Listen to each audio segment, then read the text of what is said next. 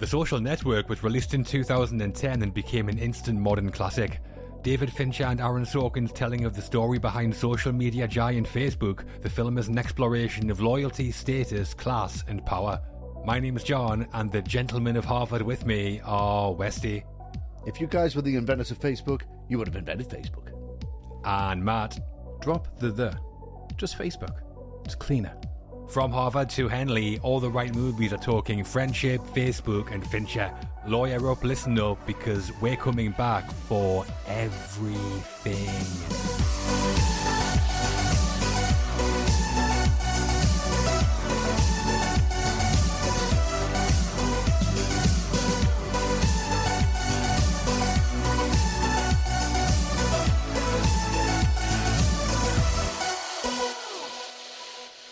Hello and welcome to All the Right Movies, pretentious douchebags in fuck you flip-flops, and a podcast on classic and hit films. Yep, you have part of my attention. You have the minimum amount.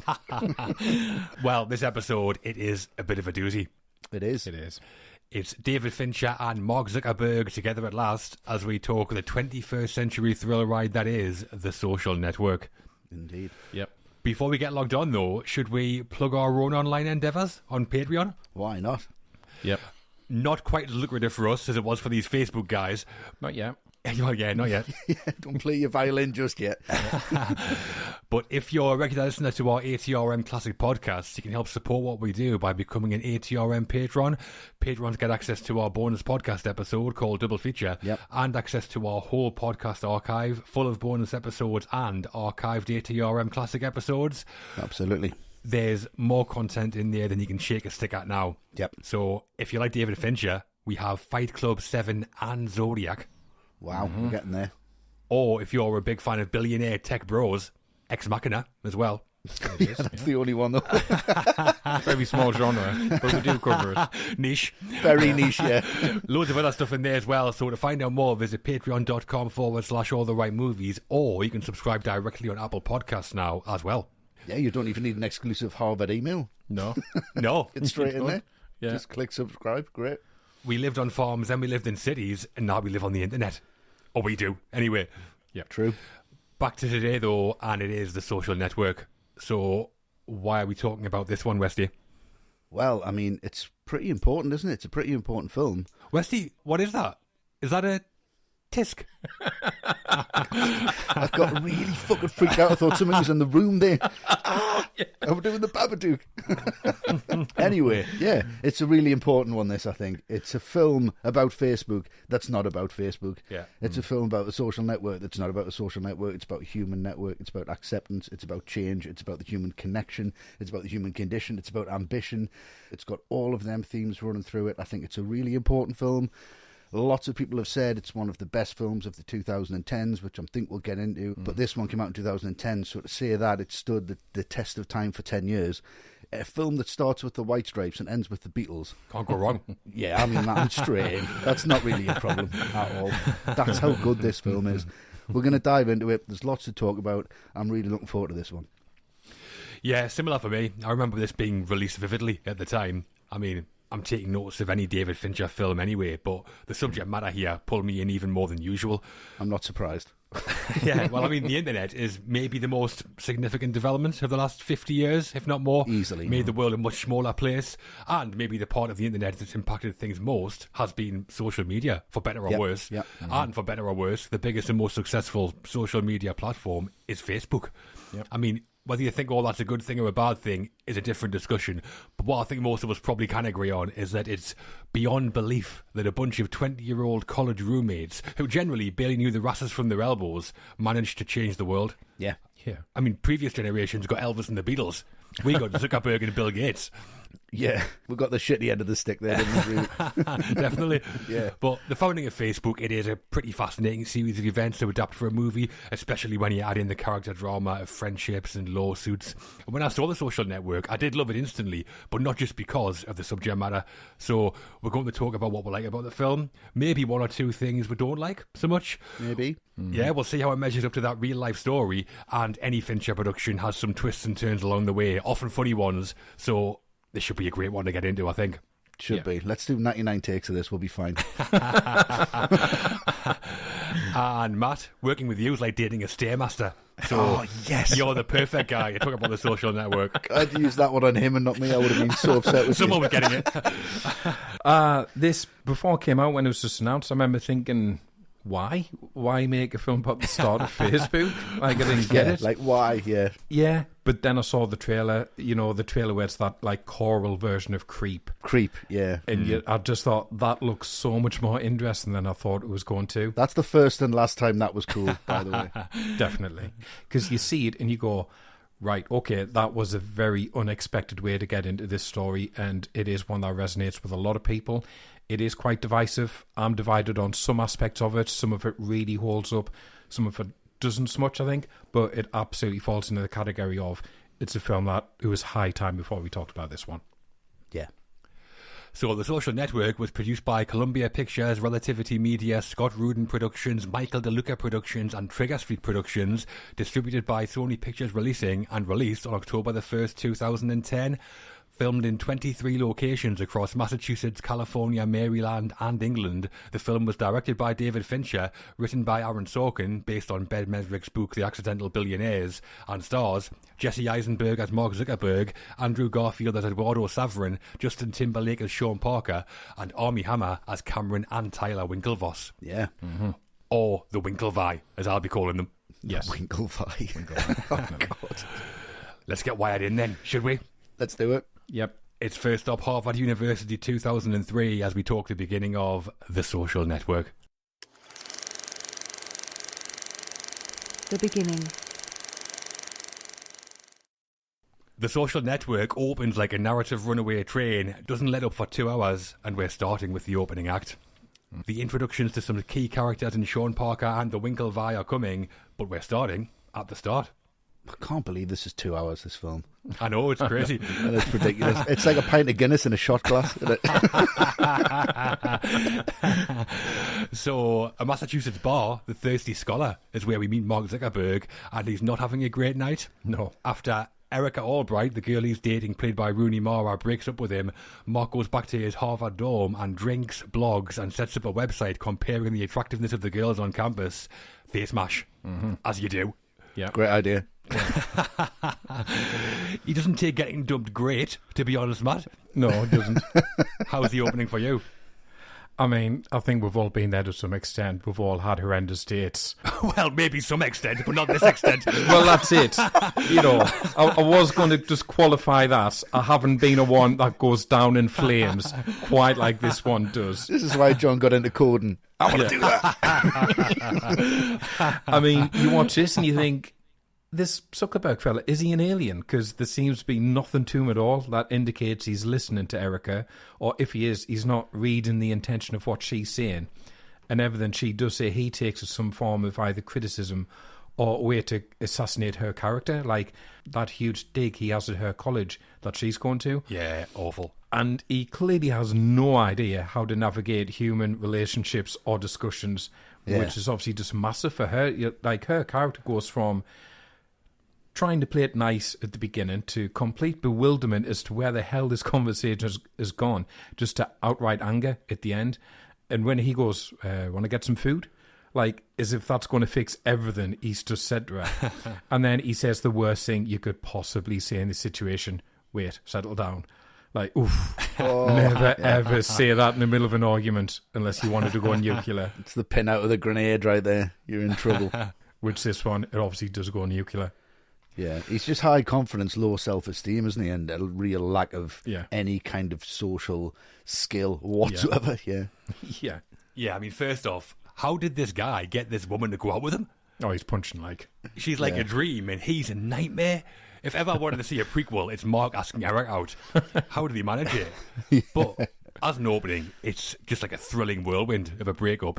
It feels like Aaron Sorkin's thought, I want to get all the setup out the way for Mark in the first 5 minutes. All of his motivations are here. Erica, his regret over losing her, his dislike of people who row crew foreshadows the Winklevi. Eduardo gets mentioned as a good businessman. Mark's dislike of frat clubs gets mentioned. All of that's used later. So strong writing straight out of the box. As for the direction, I think Fincher plays it relatively simple. I mean, the lighting is fantastic, but over-the-shoulder mid-shots for the most part, that's not a criticism, because with the dialogue coming like a million miles an hour, you can't do a Northern-style 360 round the actors. It'd blow your head off. No. But as a piece of writing from Sorkin, this is like a master at work. Yeah. There's a musicality to the dialogue, I think, the way that he uses like rhythm and repetition. Got a real rhythm to it, Yeah, it's like listening to a Macca song. Yeah. It's like listening to Graceland. But I love the bit when Mark's answering Erica's questions out of order. Have you seen that Two Ronnie's Mastermind sketch where a specialist subject's answering the previous question? Yeah, it's like brilliant. that. Yeah, it's brilliant, Yeah, really good. It looks great. The acting is great. I mean, if you want to set up a character as having an unlikable side to their personality, just show them upsetting Rooney Mara. Done. Yeah. Oh, yeah, absolutely. Yeah, unforgivable. One of the great dialogue openings, one of the great character intros, and probably one of the best breakup scenes all in one for me. Yeah.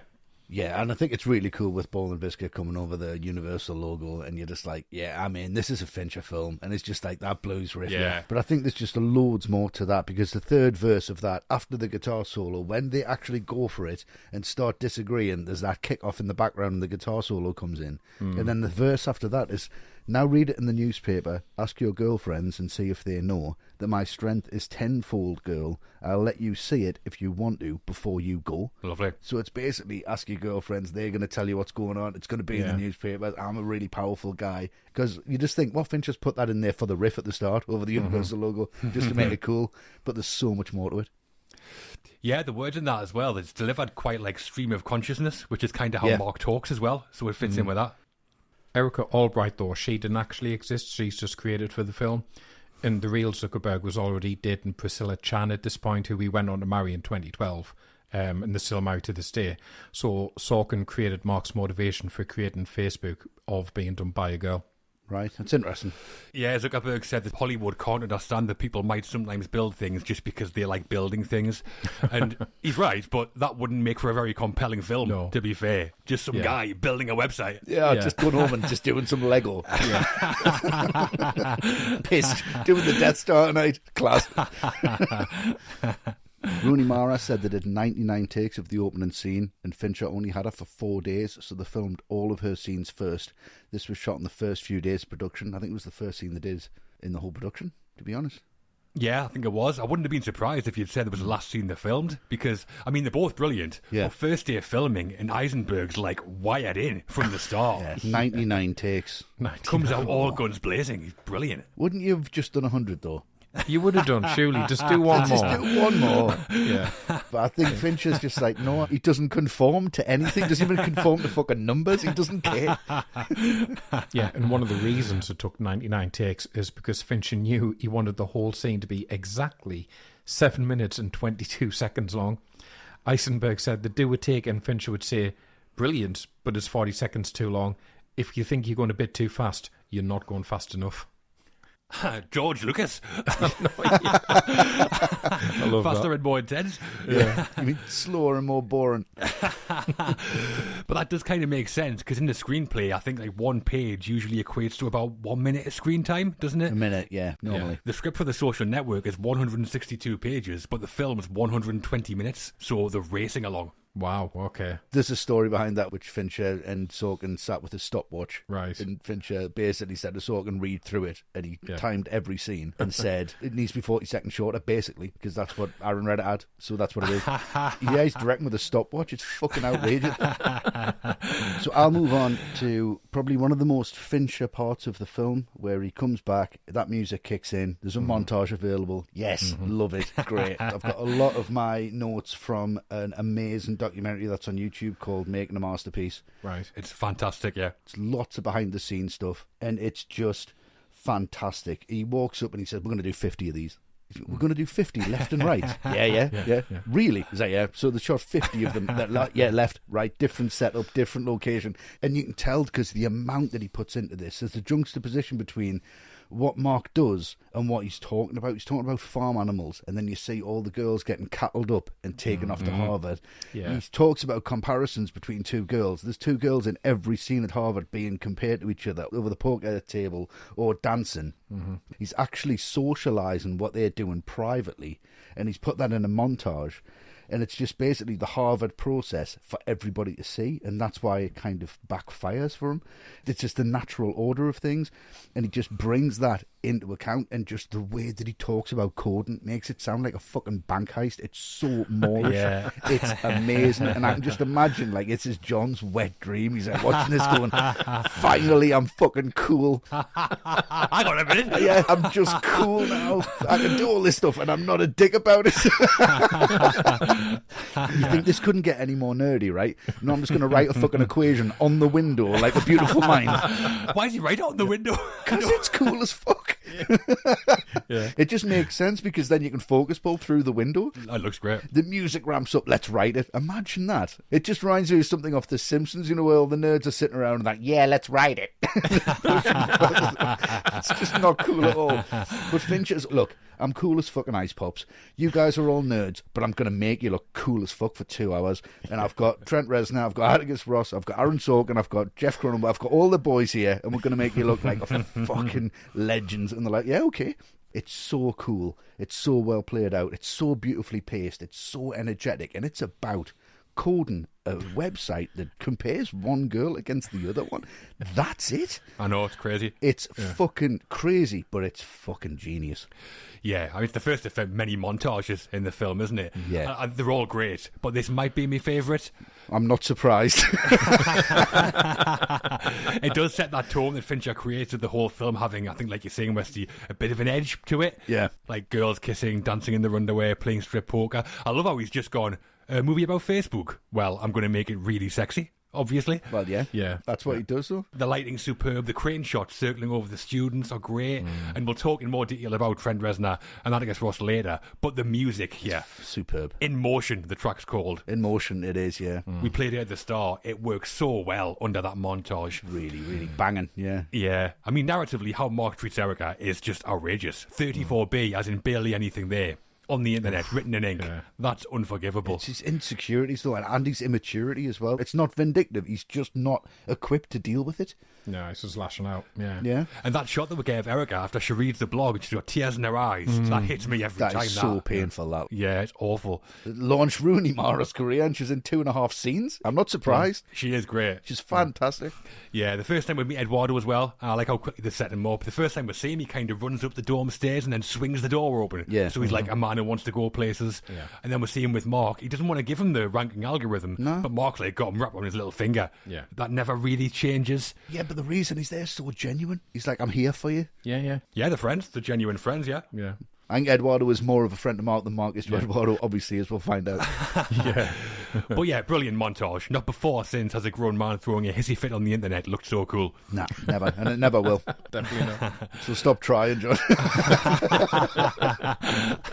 So shortly after this is when Mark and Eduardo put Facebook Live, and Eduardo says, "Are you praying?"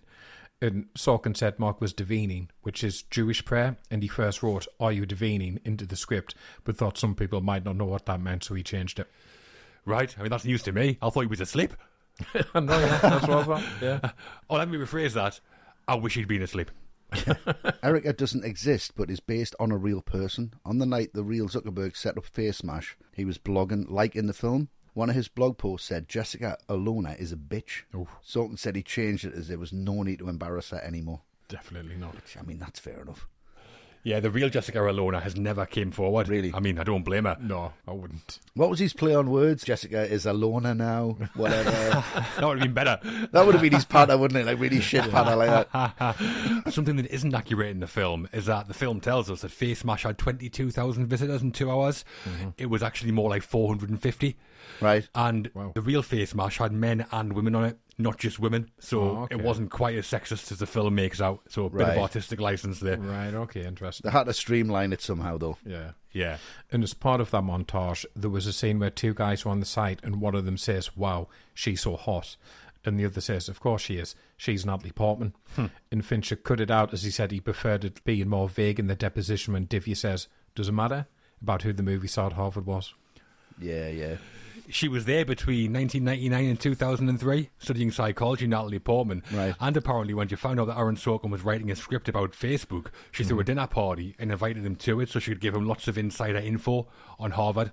Oh, nice. Right. She didn't know the lads personally, though, Mark and Eduardo. No. Imagine it was her that took to the toilet. Everybody be off setting up websites. Yeah. The Phantom Menace indeed. Yeah. And that is our opening. Bad breakups and music montages. We've met some of our main characters. Time to meet the rest, I think. Absolutely.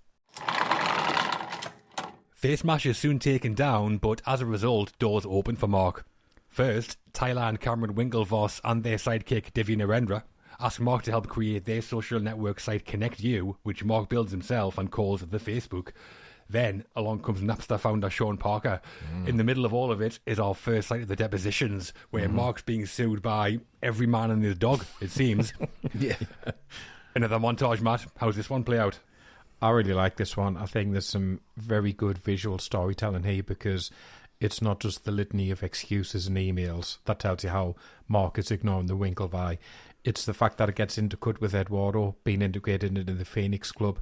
So it tells you already, like, their paths are already diverging. Yeah. And it's basically Mark against everyone. And it's just typical behaviour of him when Eduardo turns up and he says, "Oh, I made the second cut." You should be proud of that. Don't worry if you don't go any further. I mean, thanks for that. Huge support. And the evidence, I mean, it's just mounting up against him that he's been playing everyone.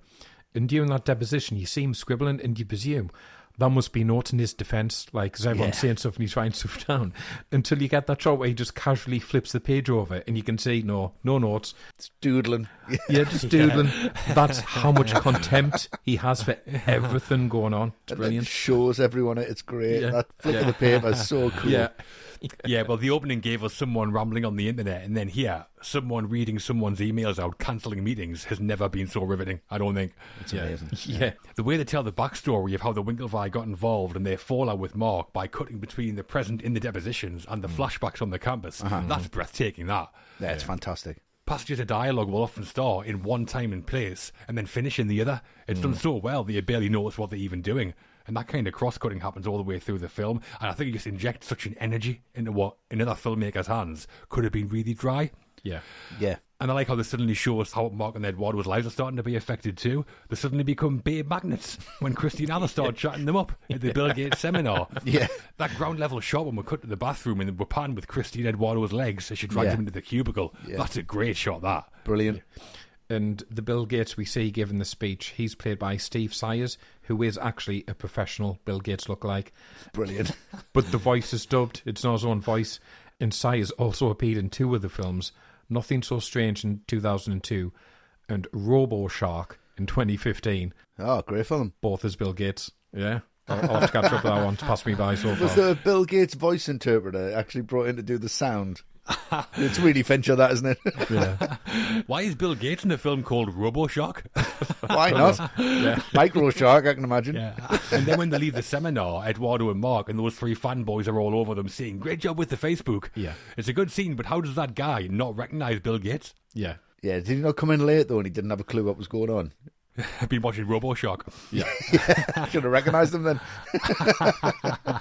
And we'll go for the said Stanford. Why do you think? And we'll cut to that amazing. I mean, this is the best Justin Timberlake's ever been on screen. Oh, easy. Easily. I saw this and I thought, this guy's a fucking movie star.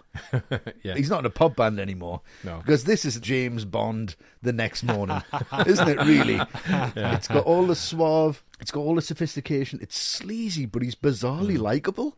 And it really works, and all the dialogue is just really soaking, and it's fantastic. And a big shout out to Dakota Johnson, who plays Amelia Ritter in this scene. She's brilliant. She's Fucking really good. brilliant, because she could have just been just delivering the dialogue, but she doesn't. She does it with such aplomb, and she really understands that she has to get her point across. Really playful with it. And that bit when she's coming out, I could have died. And he's like, how? Yeah. That's really funny. I'd love to say that to my other half, but I can't. Just punches in the face. Arsehole. You said there was a snake in here. Like, what was your latest panure? I love that line. That's fantastic. Yeah. And it's just exactly like Napster.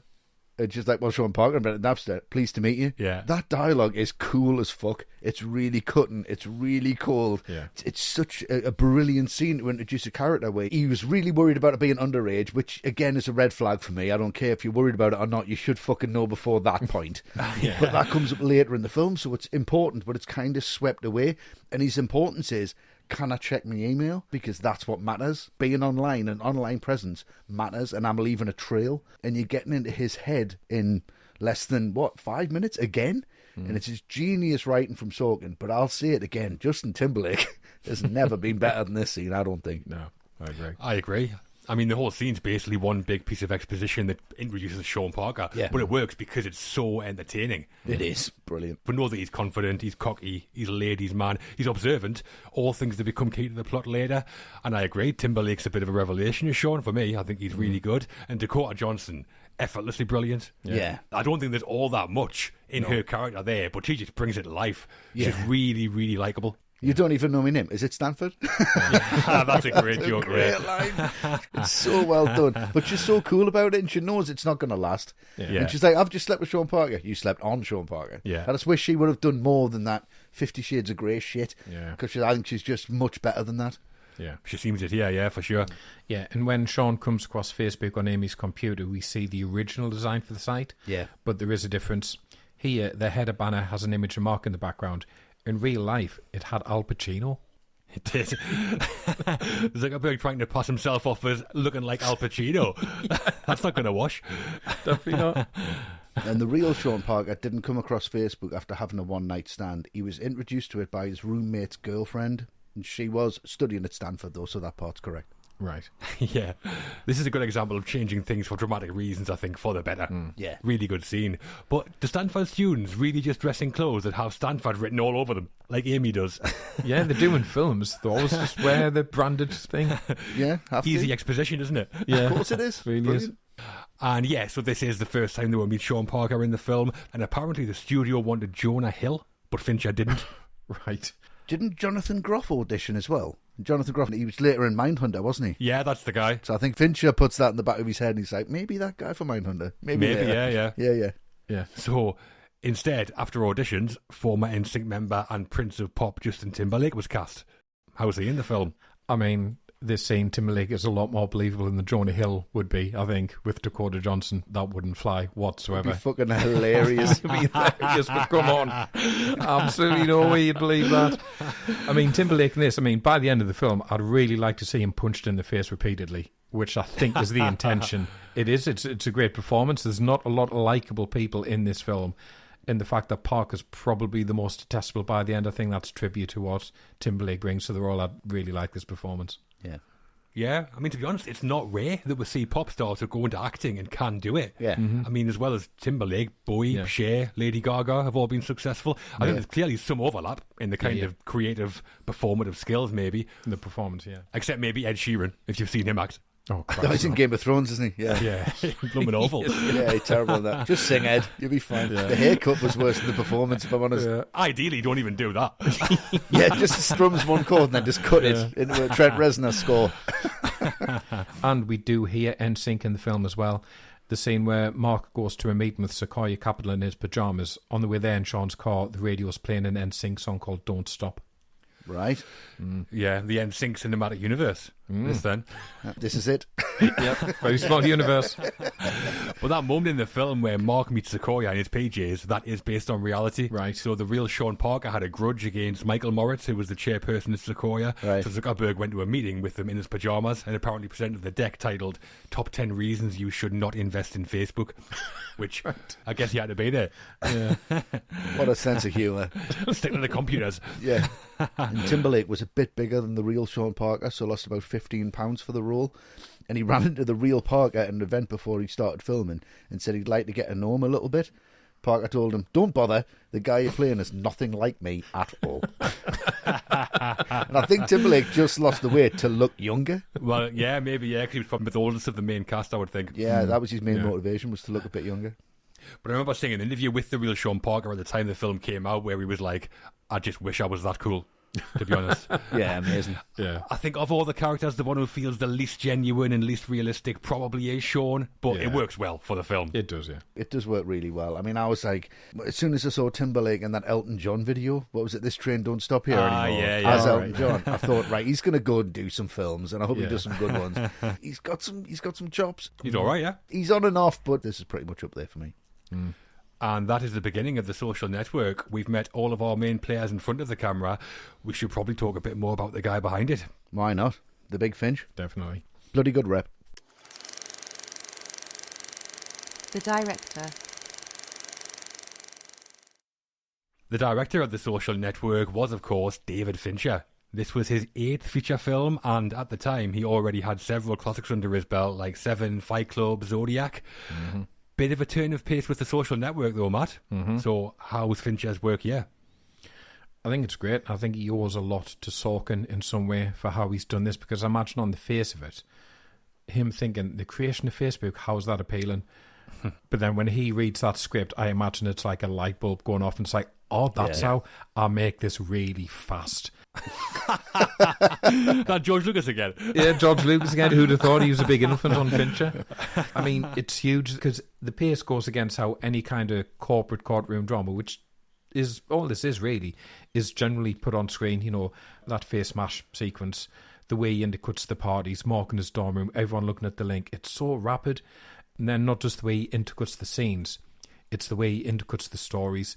It's set up that Mark has this great friendship with Eduardo, but then the next thing we see, we're in the middle of a deposition where they're on opposite ends of the table and we don't know why. Yeah. Like, the pace makes it quite bewildering at times, but in a really good way, because you want to know, how did we get to this point? And it gets you there so quickly, and it emphasises how out of control this situation has got for Mark. I mean, Fincher, he got to start making music videos for MTV, and I think this is possibly his most music video type film. Okay, yeah. I agree totally. I mean, the guys in this film, they're not your classically cool young guys who you see in films. In years gone by, there's not been many non-comedies with these kinds of characters in the leads, but they are here because in the 21st century, these are the kinds of people who've made the biggest impacts, like Zuckerberg, Steve Jobs, Larry Page and Sergey Brin, who started Google. And what I love is how Fincher reflects that with his vision for what the film is. It's like he's gone, there might not be stylish fellas in real life, but they did change the world. That's a pretty cool thing. So I'm going to make a film that is really cool. It's stylish. Like I said, it's sexy. Obviously, there are a lot of people involved, but it's clearly Fincher calling the shots. I've read the script for the film, and it is outstanding, but Fincher doesn't just direct what's on the page. He twists it, and he makes it something slightly different, and he makes it cinematic. We'll see that in the score, which is modern. The whole thing is so well shot. It's ridiculous. Yeah. I think we should mention the editors as well, Kirk Baxter and Angus Wall. Oh, yeah. They'd worked on 5 Fincher films by this point, but not quite like this. The editing is just superb. It's so slick. Yeah. The way that scenes often bleed into each other and dialogue overlaps the transitions sometimes. It makes the whole thing just rocket along. I mean, it's a character drama, but it has the energy of a thriller. For me, when Eduardo writes the algorithm on the window, absolutely no need to write it on the window, but it's so cinematic to do it that way. Yeah. I mean, I've got the X algorithm written on my window, but it doesn't look like that. I'll come and do a focus pull on it. It'll look great. Just depends what you're doing in the background. But from the first shot to the last, Fincher's got this whole film in the palm of his hand. Yeah. It's exactly what he wants it to be. An expert filmmaker for me, and right up there among his best work. For me, I think the word is refined.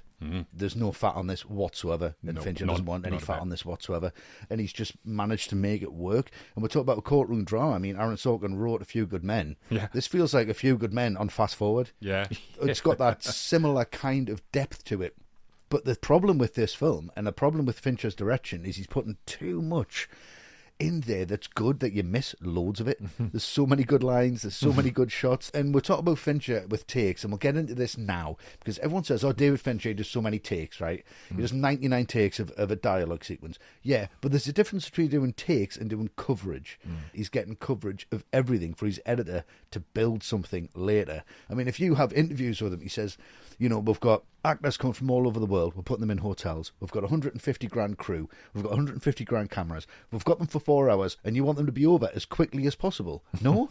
We want that to last 4 hours, or we want to get as much from it as possible, and you want them to be the best they can possibly be. Yeah. And I think that's really, really brave way to make a film, because he's taken every single cent and pushing it as far as he can do. He never goes over budget, but he does 99 takes because he knows what he wants and how he wants to do it. He's so meticulous, but at the same time provides them with so much to work with. All the ingredients are just perfect, and that's what he does here. It's just such a joy to watch how much control he's got over this.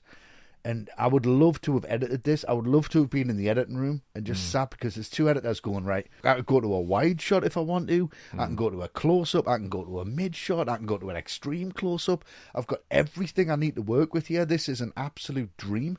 And that's why the film works so well, because all the choices made by everybody, the way it's shot by Cronenberg, the way it's put together, the way it's directed by Fincher, he knows exactly what he's doing. And if all the Fincher films, I do think this is the most David Fincher film. It's not the pinnacle of Fincher, but for me, if I'm going to introduce anybody, it would definitely be in the top three. It's so accomplished. It's brilliant. Oh, certainly. If someone's saying what's David Fincher like, this is one of the three films you're showing them, I think. It has to be. Yeah. It has to be in the top three, yeah. Well, actually, when Sorkin first finished the script, Columbia wanted him to direct, even though he'd not directed anything before this. But Sorkin wanted David Fincher, and he said, let's send it to him. If he passes, I'll do it. And Fincher said he read the script in 5 pages into the opening scene, was thinking, if this girl doesn't punch this guy in the face, I'm not doing it. But the very next page had Erica calling Mark an asshole, and he emailed Sorkin back saying, I'm in. Yeah. Imagine she had just dicked him. Yeah, it's miles better that way, though, isn't it? Because he makes her do it in a whisper. It's so cutting that he remembers it for the rest of his life. Well, we remember it for the rest of the film. Beautiful. Sorkin did write and direct Molly's Game a few years later, didn't he? Molly's Game, that's right, yeah. Which has a great script, but in the direction, it's not close to this, I don't think. No, he's not a director, really. I don't think, from what I've seen. When Fincher first met with the studio, he said he needed 40 million to make the film. They said, how about 25? Imagine saying that to Fincher. And he said, no, I need 40 million. And they said, how about 35? And Fincher said, look, this isn't a negotiation. This is how much it costs. So they gave him 40 million. Brilliant. Well, you know you have it all worked out, won't he? To the dollar. Of course he will, yeah. Exactly 40 million, that's great. 99 takes, 39 million. Yeah, and that documentary you're talking about, Westy, there's some great footage there where Fincher, Sorkin and the main cast are doing like script workshops. Oh, yeah, it's great. Some of the cast are like throwing out ideas. At one point, I think Justin Timberlake comes up with a line and Fincher just goes, no, don't like it, and carries on. Timberlake's really excited. So what about if I just did it? Like, no, I don't like it. You're wasting my time. It's 40 million, no change. You're not in NSYNC now, you with David Fincher. Yeah, my sync.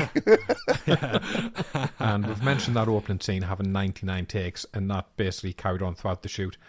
Armie Hammer said the scene when the Winklevi and Divya in the restaurant talking about Mark, that scene is about 10 seconds long, and in that scene, Hammer has to take a bite of a burger. He said that by the time they'd finished, they'd done so many takes he couldn't eat another mouthful. Never eat for real in a David Fincher scene. No, you'll put on half a stone. You got to spit it out by the end of it. He's just like spitting it into a cup. He's like, I'm not having that. No. Well, yeah, I'm not surprised. Yeah. But Fincher's a perfectionist, isn't he? I think he just wants to make sure he shot every alternative that you can possibly shoot. He wants to see what he doesn't like as much as he wants to see what he does like. That's it. It's like Stanley Kubrick. I think he was the same. Yeah. He was the same, but I don't think it's necessarily about being a narcissist. I don't think he does much rehearsal on camera. He just gets it right and he's like, that is perfect. And he's like, I need that from like 5 other angles. So then he goes, right, let's do 12 other takes. So he gives everything to the editor and then they've got a flow to it. I think that's just how he works. Yeah. I mean, you can't argue when you see the end product, can you? No, not at all. So Armie Hammer going, no, I don't like that scene where I'm eating all them burgers. Like, fuck off, it's the best you've ever looked, Armie Hammer. When Fincher came on board, the script was sent to Facebook to try and get their blessing on certain aspects of the script. The producer, Scott Rudin, met with Facebook a few times. They said it couldn't be set at Harvard and they couldn't call the company Facebook. Rudin spoke to Fincher and they decided to do it anyway. What's the point? Yeah. Fincher said that when those people from Facebook saw the final film, they were, in his words, appropriately appalled, which I think he was really pleased about. Yeah, great. But I mean, the depositions and Zuckerberg's messages from the time, they're all public record, so they couldn't stop them, really. Yeah. No, of course they couldn't, no. Yeah, and Harvard got in on the act too and said Fincher couldn't shoot at their university or on the campus. So he called them fucking atrocious. Oh, he said that to their faces. Of course he did. So the Harvard scenes, they were actually filmed at Wheelock College in Boston, John Hopkins University in Baltimore, and the University of Southern California, and they were just dressed up to look like Harvard. Yeah, lots of snow added, wasn't there? That's right, yeah. Well, that's kind of why they couldn't shoot there, because when Love Story filmed there in 1970, they had lots of fake snow and it destroyed some of the trees. Oh, so really? Apparently Harvard had a rule from then on that no film could shoot there. Oh, okay. But didn't stop them letting Road Trip in there. About 10 years earlier.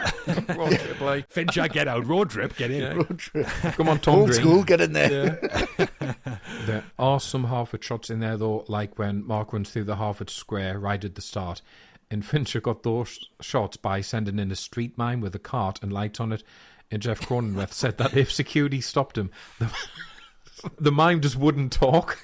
So by the time security got him out of there, they'd have the shot. Stuck in a box. Like Billy Crystal and Spinal Tap. It's absolutely ridiculous. Apparently Fincher came up with that idea himself as well. It's the famous Harvard archways that he wanted to get. So, yeah get Marcel Marceau in there. I hope they paid him well. Just watched the opening of Batman Returns. And there's a very subtle reference to another Fincher film in the scene in Mark Storm where Eduardo goes on a rant about being accused of animal abuse, which, I mean, the amount of times he says chicken and the way he says chicken kind of freaks us out a little bit. And I fed him some chicken and I had the chicken. I was like, it's a bit weird. But Mark is posting on Facebook to get content for his contemporary arts final. We'll see on the screen that he's posting under the pseudonym or the name Tyler Durden. Not exactly Durden, with an it's got an E in there. Yeah, stirring the pot, as Mark puts it. Yeah. Tiny pot. Before we finish on David Fincher, we have our first Patreon question. Okay. So, as well as all those benefits we mentioned at the start, if you sign up to become an ATRM patron, we'll answer your questions on the show. Yep. We have the first of those now, and it is on David Fincher. Wow. Okay. So, Marta Guedes is back. Hello, Marta. Hello, Marta. And she says, hello. Absolutely love your podcast. Thank you very much for keeping me company on my morning runs. Oh, lovely. More than happy to keep Marta on a morning run, surely. Yeah, of course. Unless you want us to physically accompany her, then there's no chance. No, that's not going to happen. No. So Marta asks, David Fincher is one of my favourite directors. Can you guys do a top 5 movies from DF? Oh, I'm sure we can. What do you think, Westy? I can do a top 4 every single time for Fincher. When it gets to 5, I'm really fucking struggle. For me, it's always 7, which is just the pinnacle for me as a Fincher film. It's the fuck you to the whole debacle he had on Alien 3. I can make a film. This is a fucking film that I'm going to make. And it's just incredible from start to finish. Zodiac is second for me. I think that's just an absolute masterclass. It's just, it shouldn't be as good as it is. Fight Club for me. I really adore that film. Always have since the first time I saw it. Social Network will be 4 for me. I just think it's incredibly intricate, as we're talking about. And 5, I'm always struggling because there's like, I like The Game, kind of. Yeah. I like Panic Room, kind of. I like Benjamin Button, kind of. But the one I'm going to choose is like a definitive Fincher film for number 5 is going to be Gone Girl. For me, I just enjoy that one. Very good. A lot more than the others, and I'll watch that more. So that's my top 5. You're very close to me, Wesley. Yeah. 5th for me is Fight Club, possibly the definitive Fincher film in some ways. Yeah. And Brad Pitt's greatest performance for me. Okay. 4th, I'm going with The Girl with the Dragon Tattoo. Oh, nice. Okay. Rooney Mara, like really flexing it. Yeah, that Trent Reznor and Karen O cover of Immigrant song alone gets it top 5. Yeah, brilliant. Yeah. She's on a run. Play it for Marta. There you go, Marta. To carry on, 3rd, Zodiac, super slick thriller, and I've never heard Hurdy Gurdy Man by Donovan the same way since. No, I haven't heard it since. Thank God. 2nd, top 2 was really tough, but I think I'm going The Social Network as runner-up. Really? Yeah, first place, probably pretty obvious, Alien 3. No, obviously. Fucking hell. First place is obviously 7. Love the concept. I love the identity it has, and that ending still knocks me for 6. Knocks you for 7. Yep, little variance in mine. So from 5 to 1, 5, I'm going Panic Room, which I think is a bit underrated. Yeah. I've always really enjoyed that. Sledgehammer to the Face, excellent. Okay. 4 for me is Gone Girl. Nice. Because I'd read the book and I absolutely loved it. I pretty much read it in one sitting. I was on a train journey somewhere, so when I heard Fincher was adapting it, I was very excited, and I think he pulls that off brilliantly. 3rd, I'm going to go with this one, Social Network, because nice. On the face of it, as I've said, it shouldn't be a great film, and yet somehow it is. 2nd for me, I'm going to go 7. Yep. Just absolutely knocked me off my feet when I saw that back in the 90s.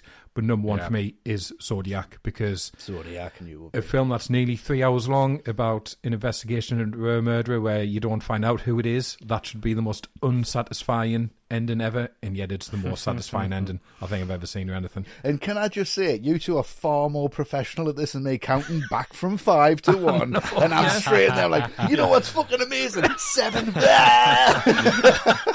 That's who I am. I'm Mark Zuckerberg. Fuck off.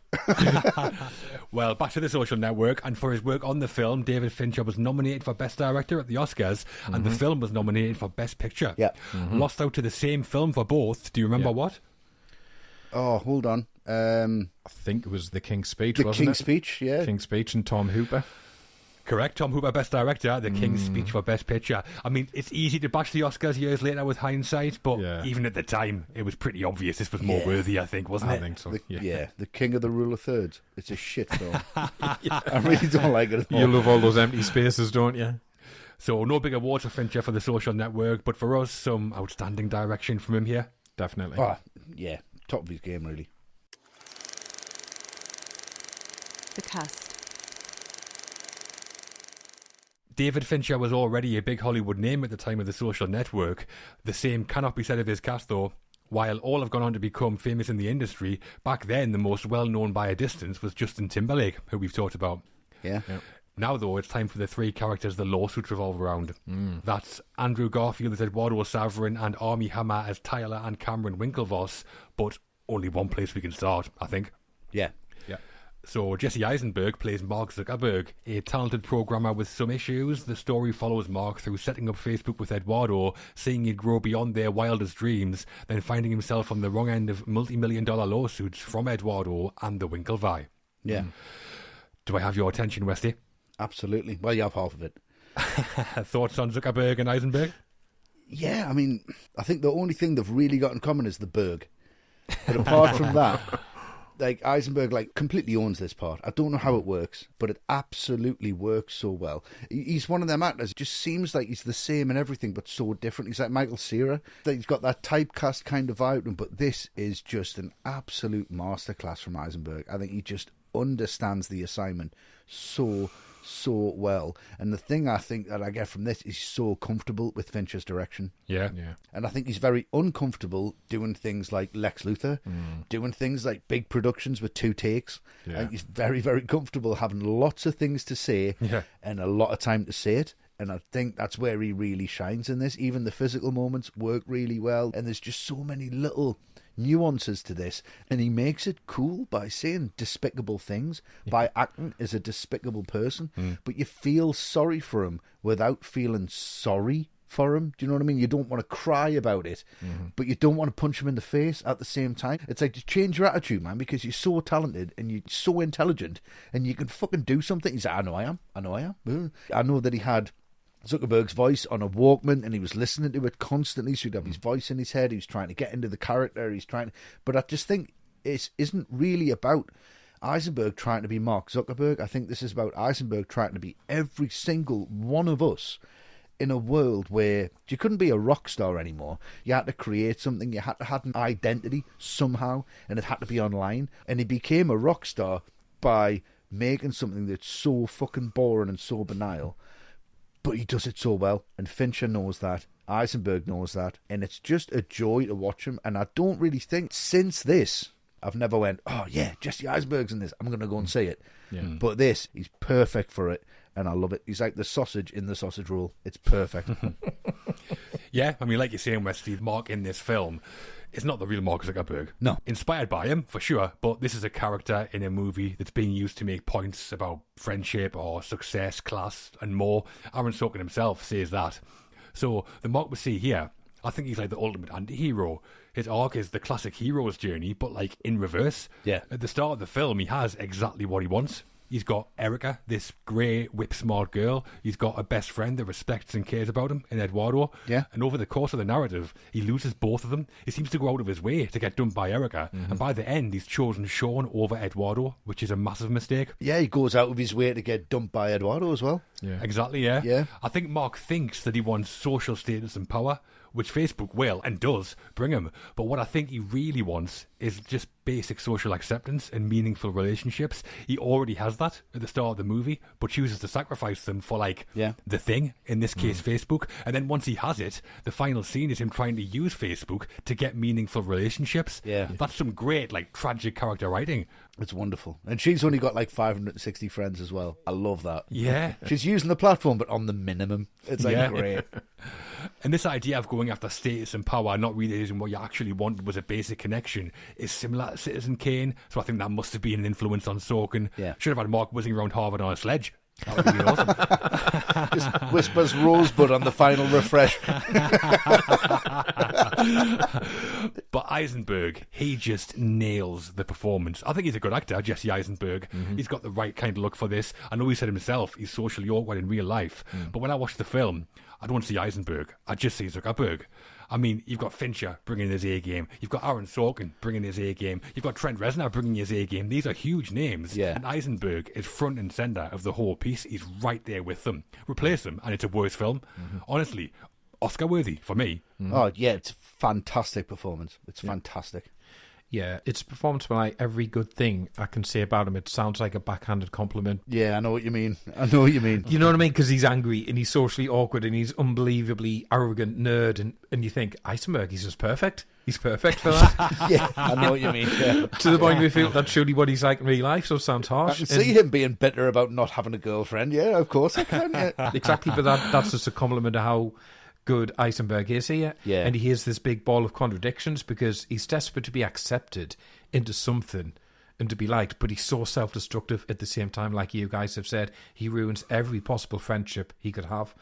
But at the same time, you kind of admire that determination he has to beat everyone. I think it's a real balancing act of a performance, and he judges it perfectly.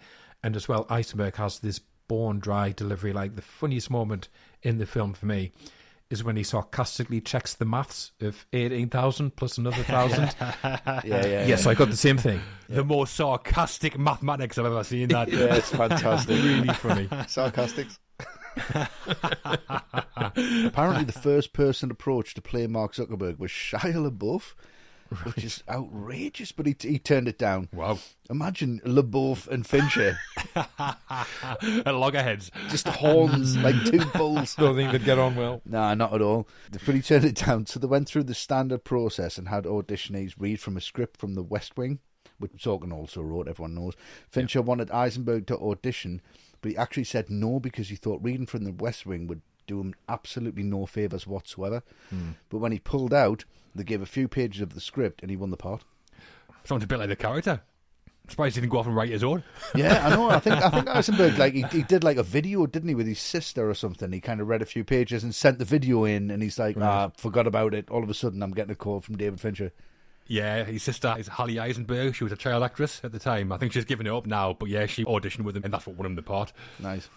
In Eisenberg in real life, he's been diagnosed with obsessive compulsive disorder, and he said one of the hardest things about playing Mark was having to speak and behave in a way he had tried not to for his whole life. Right. So he said he watched every interview he could find of the real Zuckerberg, and he also read the college application where Zuckerberg had written about how he loved fencing. So Eisenberg did a couple of lessons before filming.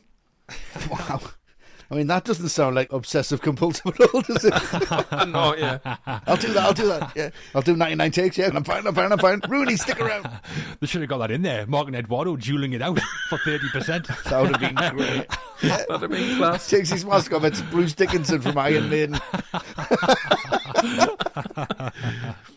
I know as well that notepad that Mark has that we mentioned before, that was Eisenberg's own notepad, and he'd write down notes about his own performance as they were going along. Okay. Oh, wow. Jesus Just Christ. like, I'm really good. Yeah. Speak faster. Yeah. Speak faster. Just write it in Morse code. Yeah. ... So Fincher asked Eisenberg not to try and meet the real Zuckerberg, so he didn't, and said he just did what felt right for the character based on the script. The only change he asked for was the scene at the Facebook house in California where the employees are ziplining from the roof into the pool. Oh, yeah. In the script, Mark joined in, but Eisenberg said he should just be stand filming it instead because he didn't want to get like too joyous about it, and Fincher totally agreed with that. Yeah. Yeah, that's the right choice, I think. Yeah, he's like, I wouldn't be having fun. I don't know how to have fun, really. For his performance as Mark, Jesse Eisenberg was nominated for Best Actor at the Oscars, but lost out to Colin Firth, again for The King's Speech. Yeah. The right choice? No, man. No. But he still hasn't got over it. No. So yes, no major awards, but we think Jesse Eisenberg's excellent as Mark, and if anything, a performance that gets better over time. Does. Career best, I think. I think he's amazing. Yeah, as Eisenberg, as Zuckerberg, as Zucker Eisenberg. He's perfect. The second main character is Eduardo Saverin, played by Andrew Garfield. Mark's best friend and co-founder of Facebook, Eduardo was CFO of the company, but finds himself ousted once Sean Parker comes in and on the other side of the table to Mark in the depositions. He's suing his best friend for $600 million, Matt. He is. How's Andrew Garfield as Eduardo in the film? You're just so thankful he's in here because he's a respite from the fact that every other character is pretty awful. Yeah. He's the only one who seems to have any kind of sense of morality about any of this. The only one who doesn't seem to be consumed by arrogance or greed. And what's more, he's probably the only person in the film who genuinely cares for Mark as a person. Yeah. Sean looks to Mark as someone who's a blank check and he's got dollar signs in his eyes when he looks to Mark. Eduardo doesn't. You're like, oh, look, there's a human being in this. Yeah. Wow. That's why he's like, yeah. And Mark's opinion means a lot to him. So that confrontation at the end, which we'll obviously talk about, it's not really about the money. It's about the betrayal by somebody viewed as his best friend. Yeah. So apart from America, Eduardo is like the one spot of humanity in the film, the one relatable person. And the thing about Garfield, I just think he's so innately likable in everything he does. Even in his interviews, he just seems like such a sweet guy. And he brings this likability and this certain naive quality to Eduardo, which really works. It does. I think the core of a lot of the film, certainly the drama, is the relationship between Mark and Eduardo. Sorkin writes it with quite a lot of friction. I mean, obviously by the end, but even at the start, when they're at Harvard and getting along, they're still bigger a lot. Yeah. Mark talks down to Eduardo about his money in the frat clubs quite a bit. Yeah. But the sense that they care about each other is always there. Even at the end of the film, I still feel that they care about each other. There is this bond between the characters, which is why I think what happens is so sad. And in that film, with these two actors, I'd probably be thinking, how are these two guys even friends? But I never think that. Watching these guys, the relationship works great. And I think a lot of that comes from the actors. The cast are all so young that there's no experienced great actors to fall back on. Fincher just had to cast really well. Yeah. And he did. I mean, I didn't know who Andrew Garfield was the first time I saw this. No. But I liked him straight away. His Eduardo is likeable. Yeah. Eduardo knew Mark when Mark had nothing, and he was still his best friend. If Sean Parker met Mark when Mark had nothing, he wouldn't have given him a second look. No. Definitely not. I think that's key to the drama, and Garfield's integral to it. The only thing for me, stop going on about that chicken, will you? Every time you planted the story about the chicken, I knew it. It was the chicken, wasn't it? Yeah, it was the chicken. Yeah, I mean, he's new to the game in this, isn't it? And you can see that he's got this kind of naivety and this real desperation to please. And I think that's what he wants to do as a character. I think Eduardo needed that, and he needs to know that he's got this humanity, like Matt said. He's a very human character, and that does come along.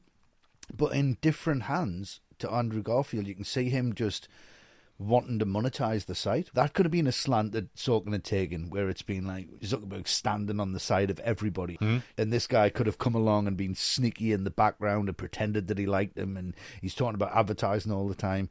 But I think it's the way that it's portrayed by Garfield that it's so genuine. I think his ambition and his drive is so genuine to make it work for everybody in the only way that he knows how, with a business mind.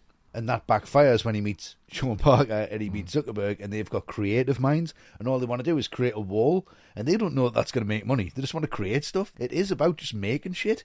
It's about just being in a band and writing a song and not caring what it's about. Whereas Garfield embodies that character that has to have a business sense, and he's brilliant at that. He delivers it. He delivers it really well. I don't think he's out of his depth at all in a Fincher film. No. And he gives Eisenberg just that little bit more on the stepladder. He's just given him a little bit of a boost, going, this is your film, I understand that. I'm going to have some scenes in this where I'm really going to shine. But on the whole, he is there just to support the film, and Garfield does it very, very well, without any kind of experience at this point. He's very, very mature for the role. Yeah, you're right. I mean, they've kind of spun the real story in favour of Eduardo, haven't they? But they could have easily, like you say, spun it in favour of Mark and made Eduardo look like a bad guy. Yeah. Easily. He is a sweetheart of a man, and I'd like him to be one of my very best friends. Maybe not Zuckerberg, though. Or not Zuckerberg, anyway. No, he can fuck off. I'm not interested about money. I just want Garfield to be my friend. If you're listening, Andrew, send us an email. And Garfield turned up for rehearsals with a copy of Economics for Dummies, because he was trying to get in the head of Eduardo, who was an economics major. So then Jesse Eisenberg came in with C++ for Dummies. They both said they only read the introductions, never touched them again. Yeah. Those For Dummies books are everywhere. Yeah, yeah. Have you ever read one, though? No. I haven't either. No. It's really patronising to yourself. I know, it is. No, well, I saw some guy in a train once reading near-death experiences for dummies. I don't even know what that means. Was it Tim Robbins from Jacob's Ladder? Patrick Swayze. But I know that Garfield and Eisenberg became really big friends on the set as well, so something Yeah. about them clicked, it seems. I think that seeps into the performances as well. Yeah. It does. Dynamic's great, yeah. Because they went on and Eisenberg was in character and he said he would talk to him as Zuckerberg. Right. I think they really respected each other's process. Yeah. And that really comes across. It's a wonderful thing. Playing the part of Eduardo Saverin catapulted Andrew Garfield's career. Quickly after The Social Network, he was cast as Spider-Man and went on to play the leads for Mel Gibson in Hacksaw Ridge and Martin Scorsese in Silence. Yeah. And here as Eduardo, still one of Andrew Garfield's best for us. Definitely still is, yeah. Yeah, he's brilliant. The final cast member we're talking about in detail is Armie Hammer, who plays two parts, two twins, in fact. The first is Cameron Winklevoss, the second is Tyler, whose last name is the same as his brother. Yeah. Ridiculous way to introduce yourself that. Brilliant. Yeah. It's about the same as my brothers. Along with their pal Divya Narendra, played by Max Minghella, the brothers come up with the idea of a social platform, ask Mark to build it, then eventually sue him in federal court when he goes off and creates it with Eduardo. He's 6'5", 220, and there's two of him, Matt. There is. How's Armie Hammer as the Winklevi? He's the very sound of privilege itself, isn't he? There's something about that voice. Not in a way that's arrogant as such, as more in a way of someone who can't even conceive of the notion that they're not going to come out on top in everything, which is what Mark alludes to. That's why they're so upset. Yeah. But what's truly remarkable is it's two performances for the price of one, and it's seamless. Like, if you didn't know, you'd go, oh, Fincher found a pair of twins who can act. Brilliant. Yeah. There's never one moment where it takes you out of the film, and from scene to scene, I could not tell you which is the real Armie Hammer and which one is Josh Pence with Hammer's face on top. Yeah, it's Incredible. ridiculous. Even now. Yeah. Couldn't tell you. Wouldn't have a clue how to tell them apart. Yeah. Another actor who I didn't know at this point, but has gone on to make some waves in Hollywood. Not always for acting reasons, to be honest. No, But yeah. we'll focus on that, I think. Yeah. And I think he's a pretty perfect piece of casting, Armie Hammer. Yeah. The way he looks, the way he carries himself as the characters. When you see the real Winklevi, they are just like this. A couple of Sloane Rangers would call them in the UK. Yeah. Yes. Which he went on to do the Lone Ranger, which is wonderful. Exactly, yeah. The perfect guy. Yeah. I've done that before. I mean, they are major characters with their own plot line, and it's a good one. I like the mini narrative of Tyler and Divya having to convince Cameron to sue Mark. Makes those scenes much more engaging. Yeah. But they're really there to support the character study of Mark. They represent everything that Mark hates. They come from money. They're sports students, not academic students like Mark. Specifically, they're rowers, which is set up in the opening with Erica. So Sorkin and Fincher give them real narrative and thematic value in the film. And I think Armie Hammer delivers. Yeah. He gets his share of funny moments, mostly in the meeting with the Harvard president we're going to talk about. But Yeah. it's also funny after the Henley Regatta when Prince Albert keeps telling him how close the race was. Brutally close. Have you ever seen a race that close? Brutally close. Yeah. But really good characters in the writing and the acting, and important to the film for me. Yeah. Yeah, I mean, I've always found this to be a little bit too much to stomach because I don't like people like this. So I think that's a good thing because it's perfectly cast and perfectly done. It's like, you know, them perfectly wrapped gold Lurpaks that you get in your breakfast.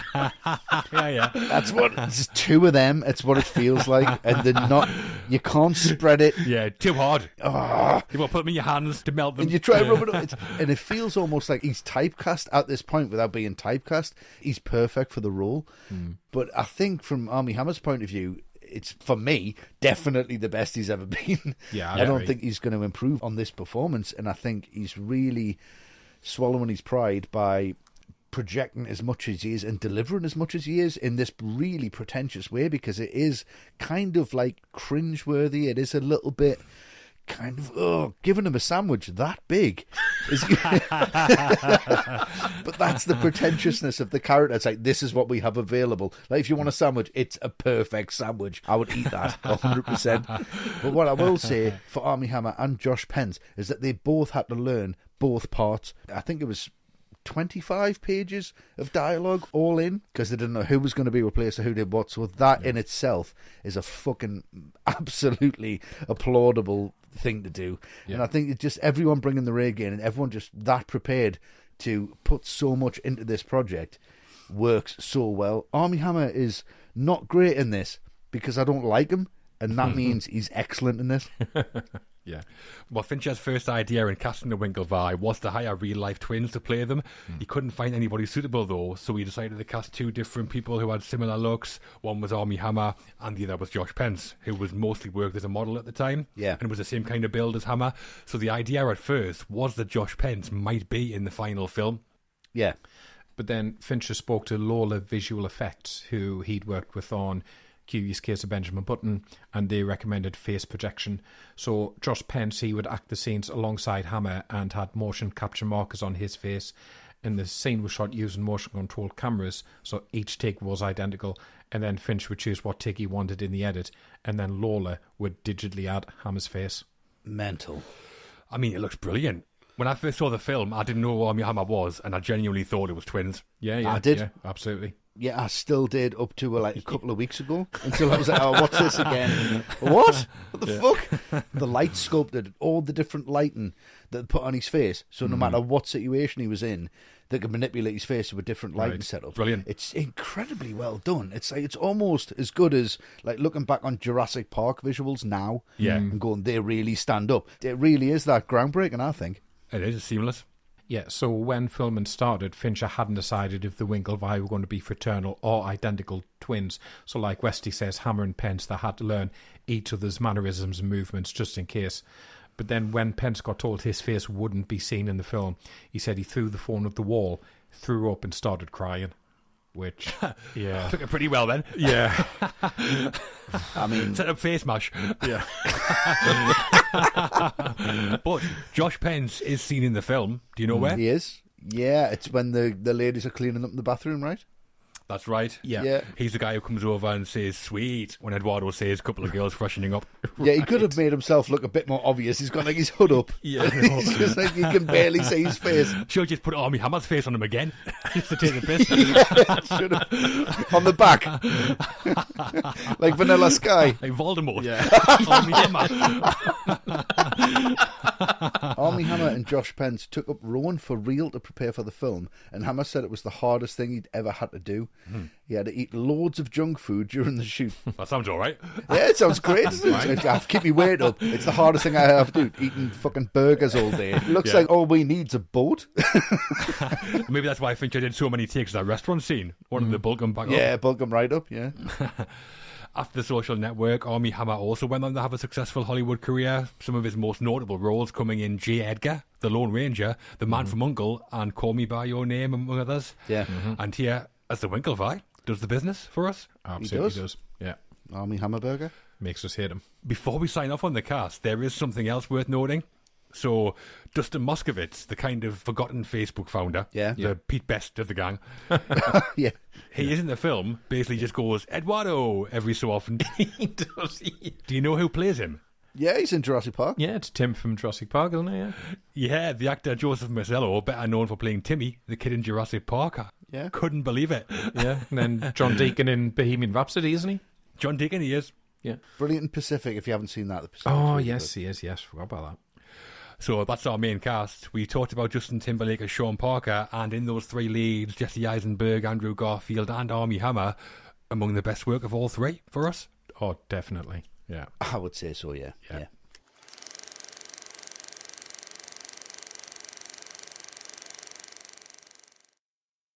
This episode of All the Right Movies is sponsored by BetterHelp.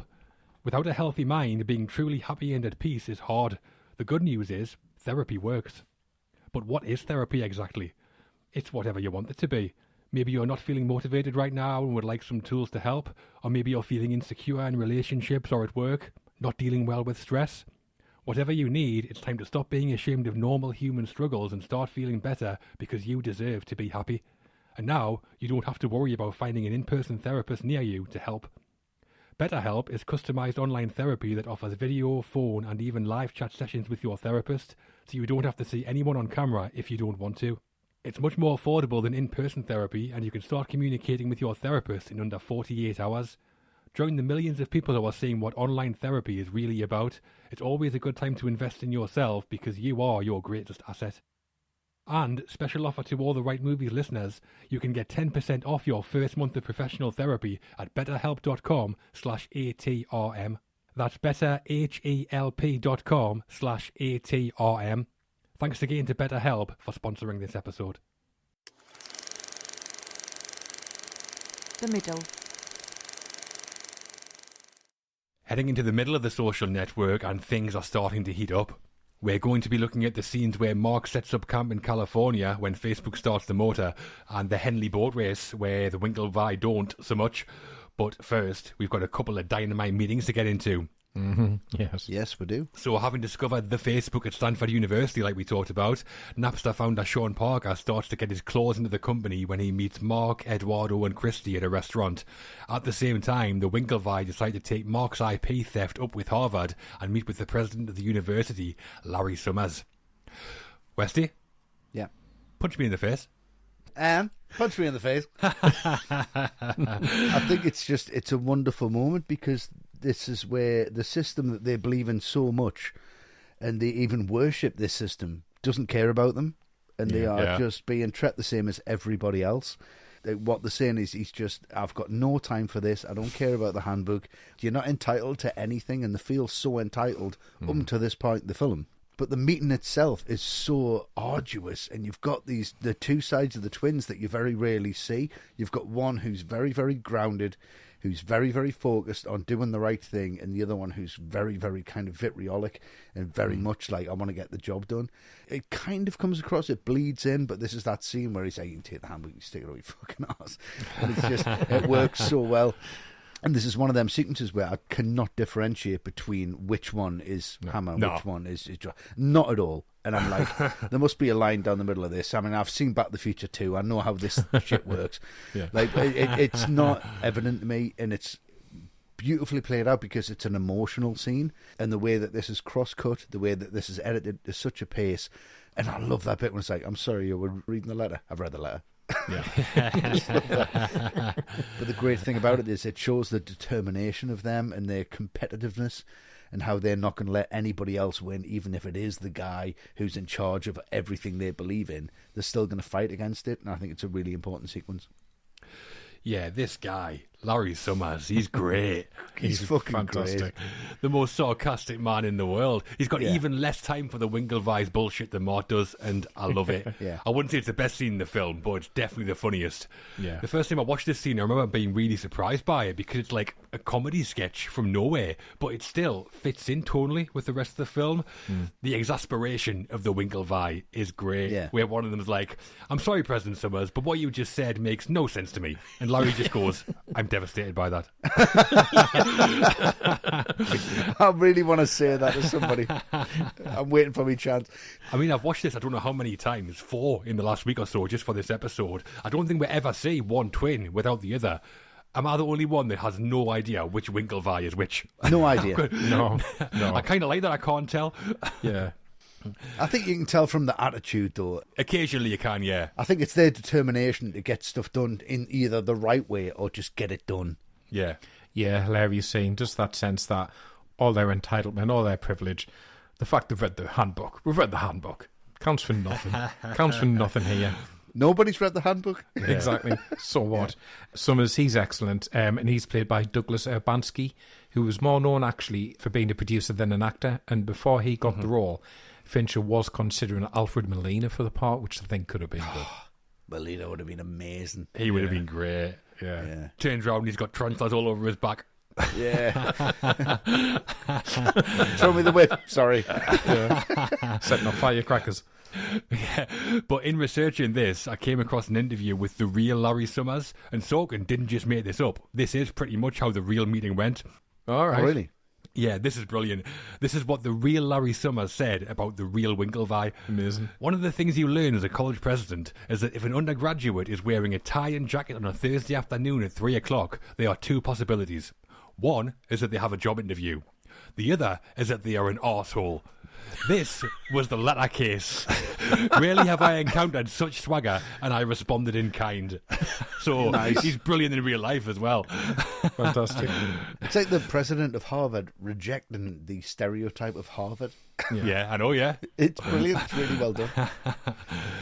Yeah, I'm going to talk about what follows this, which is when Mark, Eduardo, and Christy finally meet Sean in the restaurant. Oh, massive. 'Cause, I mean, it is massive for me. Appletini? Appletini's all around. 4 Appletinis. I mean, he's bad news as soon as he turns up, isn't he? So slick, knows the waitress by name, which is always a big red flag for me. I don't like people who know the waitress's name for some reason. Just overly smug, overly self-confident. And everything he says, like when Christy says, "Oh, you made a name for yourself," and he just goes, "And you are dry." Just, so creepy. And those constant cutbacks to Eduardo are pretty hilarious because everyone else is enraptured in Sean's stories. Eduardo feels like a bulldog chewing a wasp. Just not impressed in the slightest. And he's right, because Sean is off on these paranoid rants about phone tapping, about honey traps with high-class escorts. And Mark just sat there nodding along like an absolute fool, just taking it all on face value. Yeah. The tension between Sean, Mark, and Eduardo is off the scale here as this conversation progresses. It's like Mark agreeing with everything as well. Or is like, yeah, that's all right. Facebook's cool. It's just all right. Yeah, it's like that bit when Sean praises that particular strategy because he thinks it was Mark's idea, and Eduardo just waves the spoon in the air. Thanks, that was mine. Yeah, I love that. Yeah, that's great. That's like a brilliant moment for him. Cuts through the bullshit. Yeah. Cuts through it all. Yeah, with a spoon. With a spoon. And at least I didn't use a spoon. Prince of Thieves in a social network. Who could have done that? You. Only you.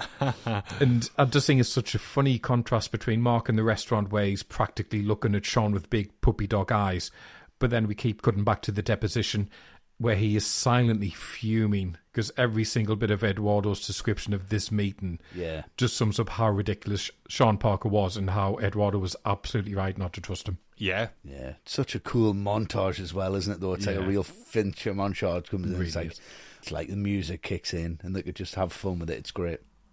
Yeah, I think the phrase charm offensive has never been so apt. Sean, like, sweeps through the scene like a hurricane. Yeah. Worms his way in between Mark and Eduardo effortlessly. I think it's like the definitive scene of the film, inspired by real events, but certainly not 100% accurate.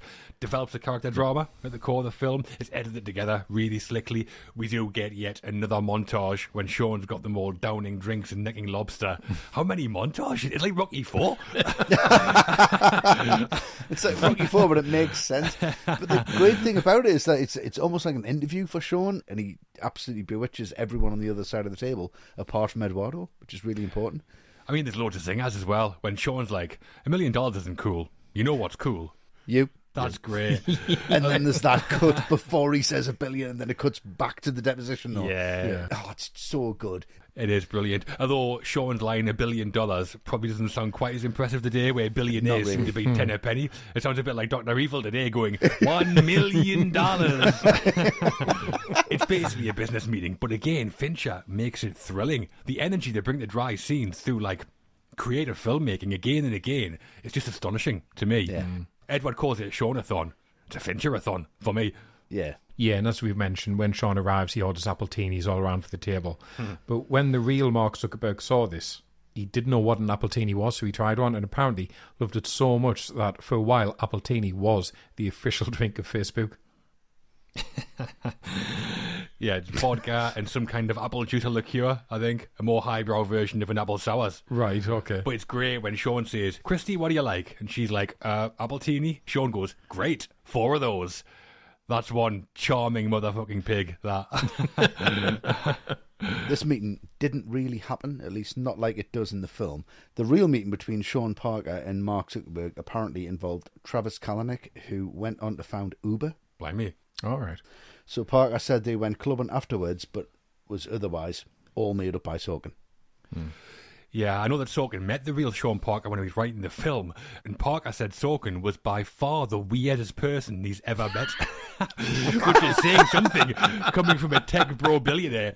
Yeah. Did they get an Uber back, though? I'll get this one. Fuck off. I don't think it's a surprise. This is a fabrication. I mean, turning up for a $1 billion business meeting and just getting smashed.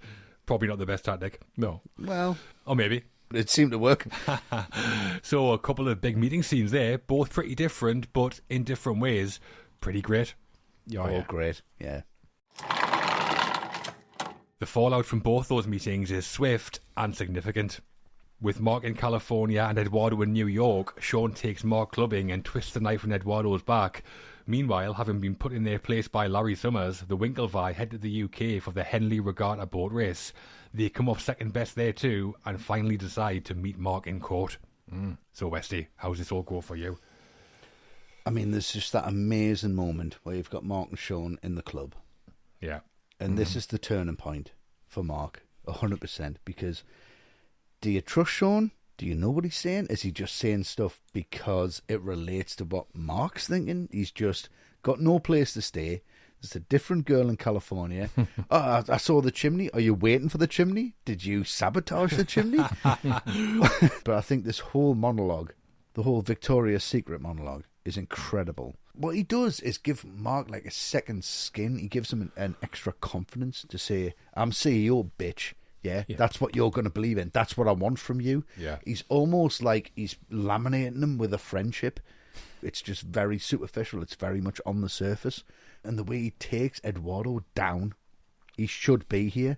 And you know the bit that I said that Eisenberg looks directly at the camera? It's when he says, my date is a Victoria's Secret model. And he looks at the camera and it's a split second. He's like, if you need a place to stay, it's going to be with me. And he's like, Sean Parker is then in. He's done. Let's set up a line of shots. Bang, bang, bang. And he really does sell the character here. It's a wonderful scene. Yeah, it definitely is. I mean, the moral of the story seems to be, if you want to make a company with $1 billion valuation, just keep getting hammered. There's a scene before this at Harvard where Mark's interviewing developers by having them carry out a hacking test and just necking shots. Ridiculous. It all just relates to him, though, doing face smashing when he had a couple of drinks. This is how you do something emotionally. That's not really the case. And the club scene, yet again, is way more engaging than it has any right to be. That opening crane shot that moves across the dance floor and then up and over the rail to Mark and Sean. I mean, wow. Yeah. One of the best shots to pull you into a conversation I've ever seen. Which you'll forget about immediately.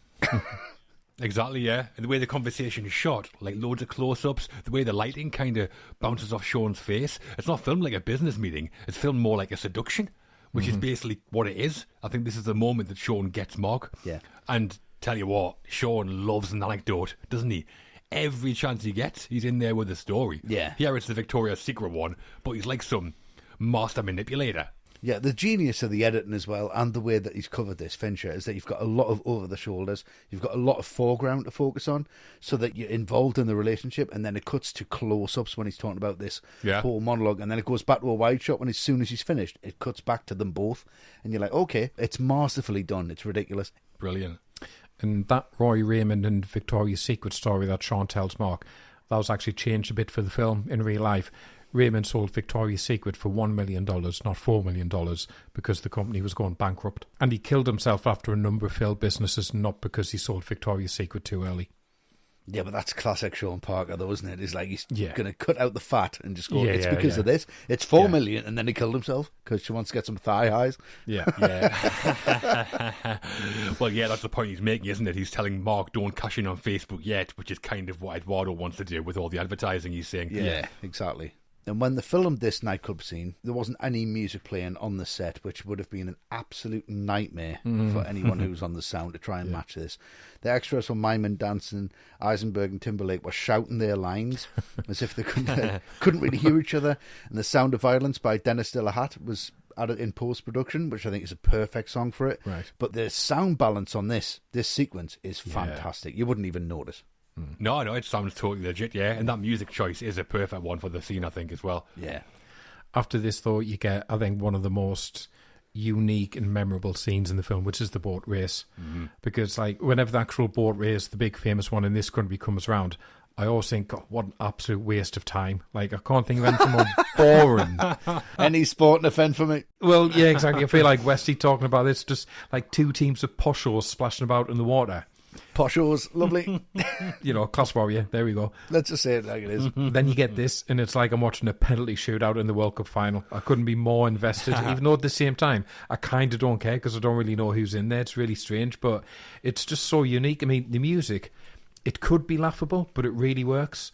Those opening shots where it looks like a model are incredible, and it's the breaking point, I think, for the Winklevi. They've lost the race, pretty much get blanked by royalty, and now Facebook has gone global. I do think that line from that guy about how his daughter is now on Facebook, I think that's pretty clunky, how it sets up the rest of it. It's like, oof, could not have thought something a bit cleverer for that. And then I think, like, considering some of the allegations about Hammer's personal life, when he says, let's gut the fucking nerd, that's a bit unfortunate. You think, ooh, yeah. Well, yeah, Fincher's like, let's get a boat race in there, slow motion, out of focus, loads of close-ups, Grieg in the background, and it's going to be awesome. Yeah. I mean, at this point, it is like Rocky IV. Should have been the Winklevi versus the Russians. But it's superb. The use of soft focus in the background, how the rowers go in and out of focus as they move, it's brilliant. This is how they should start doing rowing in the Olympics. In the Hall of the Mountain King in the background. Yeah. I might watch it, maybe. But it all looks like it's very much shot on a tilt and shift lens where you can choose your focus point. Right. A lot of lenses you would basically choose your focus point and then it would just fall off naturally, but the tilt and shift you can really focus where that's going to be sharp, which works really well because I don't really like the look of our country in a wide shot. They should sell glasses like this. I'd buy some. Yeah, exactly. Some tilt and shift. Yeah. It's the Buckingham Palace. You can't see the palace. The Winklevi, though, they really did row for Harvard in the final of the Grand Challenge Cup, but they could only film 3 races at the Henley Royal Regatta, and Fincher had to film the inserts at Eton, and the only time they could film there was 6 weeks before the film was due for release. And this is one of the reasons the backgrounds are out of focus. It's a quick way to make it less obvious they're not shot at the same place. Oh, right, nice. Yeah, that makes sense. Yeah, sign of a great director, I think. He takes a kind of negative and turns it into a positive. Yeah. Really stylized. It looks really good. It does, yeah. It's great. It looks really cinematic. It does. And really cold. And wet. It's freezing and wet. It was Fincher's idea to score the scene with In the Hall of the Mountain King. And if you're our age, you know for a fact that means Alton Towers. It was an advert on telly and it used this and it was fucking overused. It was by Edvard Grieg. He said to the composers Trent Reznor and Atticus Ross, what about this? But if they had been written by Wendy Carlos. Lovely. Reznor said, like, the first version of it sounded like a video game, but we really worked on it. And apparently that was the hardest track on the soundtrack to get right, but I honestly think they nail it. This is the only version of this that I'll listen to and take seriously. Yeah, Wendy Carlos wrote the score for The Shining, didn't she? Yeah, she did, yes. Atticus Ross said it's a great melody, but we must have listened to it 20,000 times. And he said if it hadn't been approved, we'd probably have killed ourselves. From the guy who wrote Closer. Amazing. The arrangement's fantastic. I love it. Yeah. It is wonderful. Like I say, it's the only time I'm like, yeah, that's acceptable now. Because I'd heard it in so many different forms. But that had such an edge to it, such a harshness to it. Yeah. It became like something that was like truly evil. And I really dig that. And we've made it through the middle in one piece. A couple of business meetings and an epic sports race. And it's pretty difficult to pick out the one that's the most thrilling. Classic Fincher? Classic Fincher. Very classic Fincher. The Crew. As we've been talking about, David Fincher worked very collaboratively on The Social Network with his crew, and it's time to talk about some of those people now. Yeah. Mm-hmm. Trent Reznor and Atticus Ross as composers are 2 of them, and Jeff Cronenweth as director of photography is another, and we will talk about them, but we're going to begin with the screenplay. Okay. Yeah. We've mentioned him a lot already, and the writer of The Social Network was Aaron Sorkin, already a well-known screenwriting name at this point. Yeah. Adapting Ben Mesrick's non-fiction book The Accidental Billionaires, this was Sorkin's 5th screenwriting credit, and he'd also created 3 hit TV shows, including The West Wing. Yes. Aaron Sorkin, Westy, a genius according to some, Yeah. a weirdo according to Sean Parker. Where do you stand on the writing? Well, from the West Wing. Very nice. Yeah, you see what I did there? I'm surprised you didn't write that one in there, John. You fucking failed. I've missed out. I will say the one thing that I get from this is that this is Fincher going up to Sorkin and going, can we just appreciate each other as much as humanly possible about what we do as artists and as creatives? And Sorkin going, yeah, okay. And Fincher going, yeah, okay. And they've got so much respect for each other. Oh, yeah. And the dialogue here is the plot. Mm-hmm. This screenplay was absolutely on fire when it was delivered to Hollywood. It was electric. Everybody wanted a piece of it. And we say so many times, or I say so many times, and I'll put it on myself, that films are made, there's a lot of ad-lib, there's a lot of room, there's rewrites. This bit, there's no room to rewrite anything. You have to take what's written and condense it down by 20 pages. Yeah. They've already got exactly what they need. And to me, this is an absolute blueprint, and it makes Fincher work to the degree that he wants to work to the pace that he wants to work to. Sorkin's got such a hold on this dialogue, such a hold on this story. He knows what he wants to say, and he doesn't give a fuck that it's about Facebook. It's a human commentary, and he knows what he wants to say, and the characters are perfect. It's something that you can relate to as a human being to any of these characters. You can plug into any of these characters from a writer's point of view and get it. It's a novel. It is a short film. It's a long film. It is classic. Start to finish. Genius dialogue that is cool as fuck. I mean, we went over the whole, like, Sean waking up in the apartment. Nice to meet you. I mean, who wouldn't want to do that once in their life? Just once. To anybody. Just once. And you'd be like, that was the best moment I've ever had in my life. And I'm 78 years old. And I did that once, and I said it once, and it was amazing. And he does that over and over and over again in this film. I don't know of a screenplay. Maybe Robert Towne doing Chinatown. Maybe. But I don't know of a screenplay that's related to a film so well that I would just rather read the screenplay and go, yeah. I get this.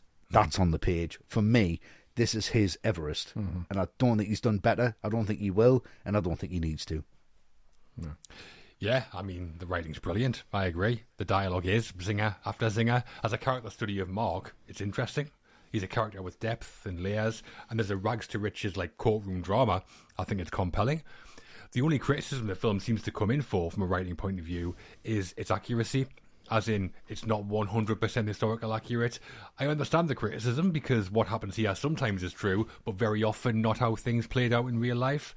And that bothers me not one bit, to be honest. Exactly. I know it does some others, and I do get why. The reason I don't mind is because Sorkin hasn't written this as a history lesson. No, he hasn't. And there's a great line in the whole thing that people miss, and when they're sitting there, and Sean turns around to Mark and goes, "This is where they filmed the Tower Inferno." Yeah. Like, oh, that's comfortable. Not the same thing, is it? It's totally different. Like, we're comfortable. That is what Sorkin's trying to say. It's genius.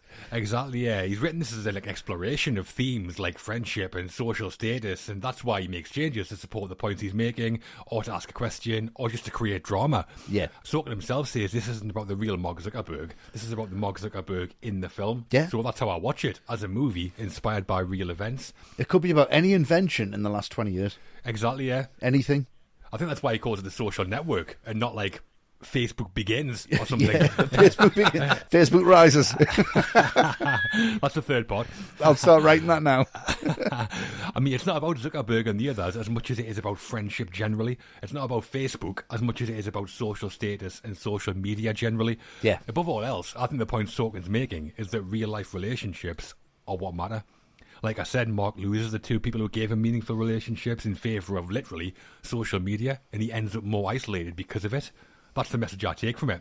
So, yeah. As a historical document, The Social Network doesn't have too much value, but as a piece of art, a cautionary tale on the pitfalls of social media, I think it's a stunning piece of writing on the whole. Yeah.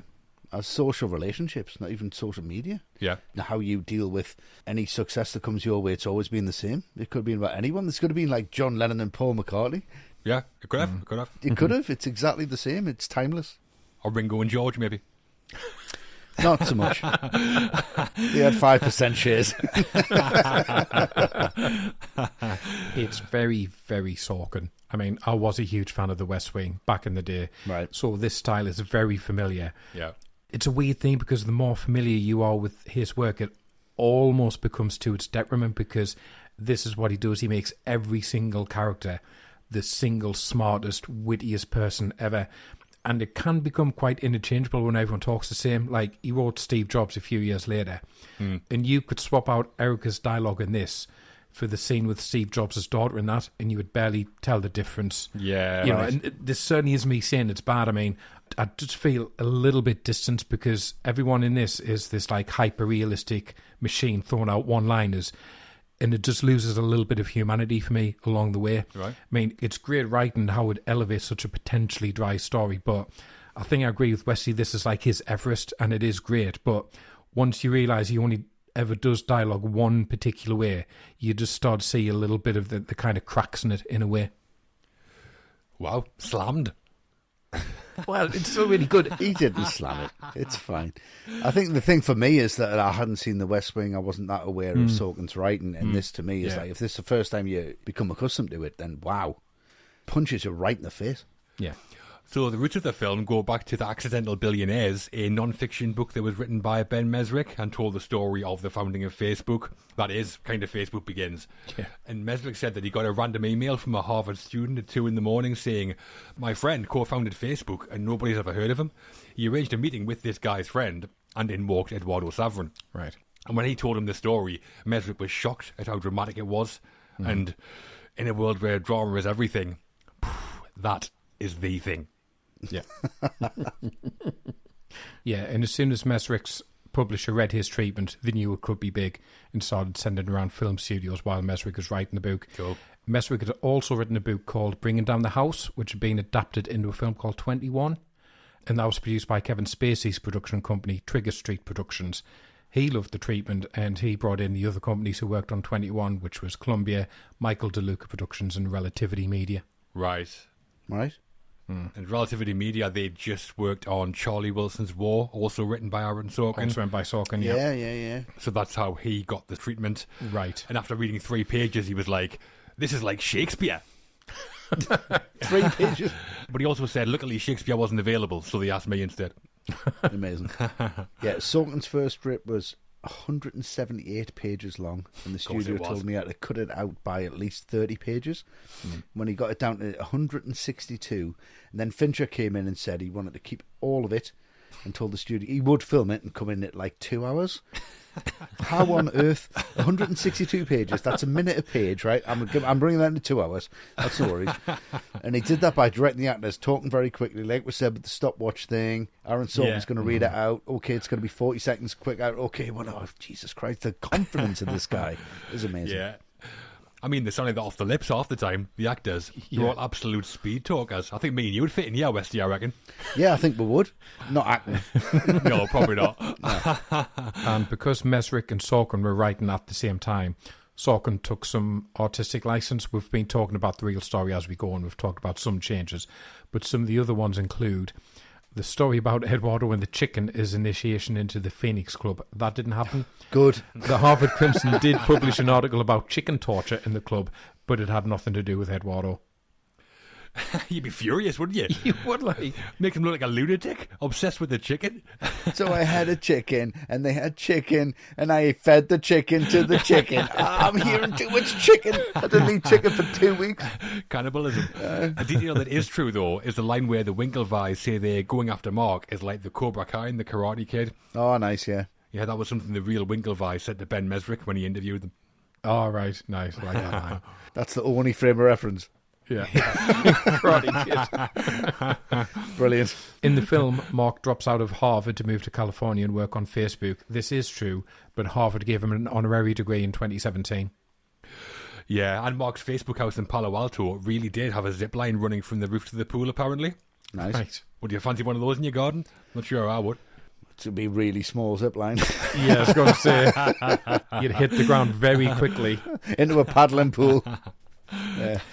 The moment where Eduardo goes to the bank and freezes the Facebook account, that did really happen as well. And it was around the time that Peter Thiel did make his $500,000 investment. Terrible timing from Eduardo, that. Oh, it is like, isn't it?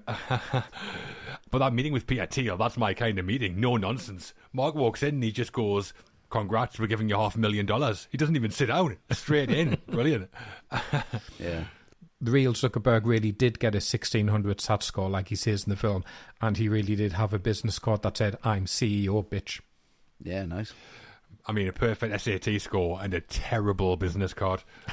I'm CEO, comma, bitch. It's awful. Yeah. I wonder what Patrick Bateman would make of that. Boom. Discarded immediately. I can't believe Bryce prefers Zuckerberg's card to mine. That's blue.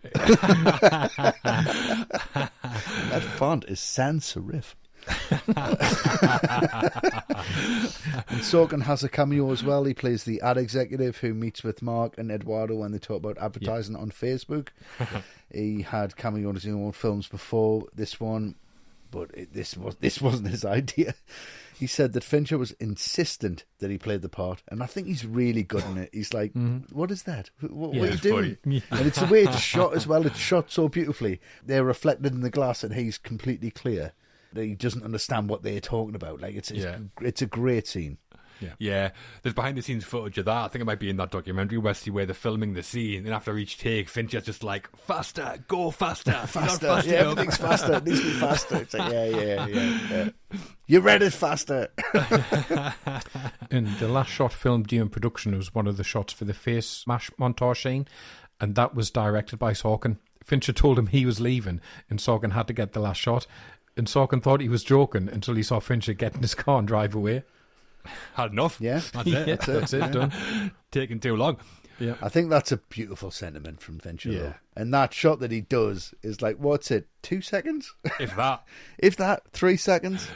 And Sorkin did 2 takes of it, and Bob Wagner, who was the assistant director, said, no, if we only get 2 takes, David will kill us. So they shot the exact same thing about 8 times, and Fincher was happy. Yeah. That's great. Yeah, as long as you got it. For his work as writer on The Social Network, Aaron Sorkin was nominated for and won Best Adapted Screenplay at the Oscars. No complaints on that from us, I don't think. No, definitely not. No, King's Speech can fuck off.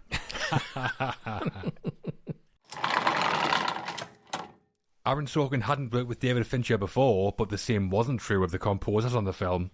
The score for The Social Network was written by Trent Reznor and Atticus Ross.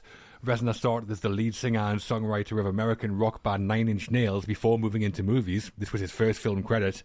And Atticus Ross had been a producer for various artists, including Nine Inch Nails, and this was his third film credit after New York I Love You and The Book of Eli. That's right. Right. Yeah. Okay. Reznor and Ross together in movies at last, Matt. How was their music, yeah? I mean, I think this music just really knits everything together, and it's strange because it's not a soundtrack I'd ever listen to on its own, but...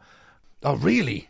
Yeah, I don't think I would. I listen to it daily. Well, you do, of course you do, on I vinyl. listen quite a lot. Yeah, I do. It's amazing. I mean, it's a film of meetings and depositions and geeks crowding around over laptops. None of this is exciting. None of this is sexy stuff. But the score really juices the film up. And you've said it, John, it does make the film sexy. The music's so integral to that. Yeah. It's so pounding. You know, go back to the restaurant scene with Sean. Like, as a montage, doesn't really do anything by itself, but you put the music on the top of that. Yeah.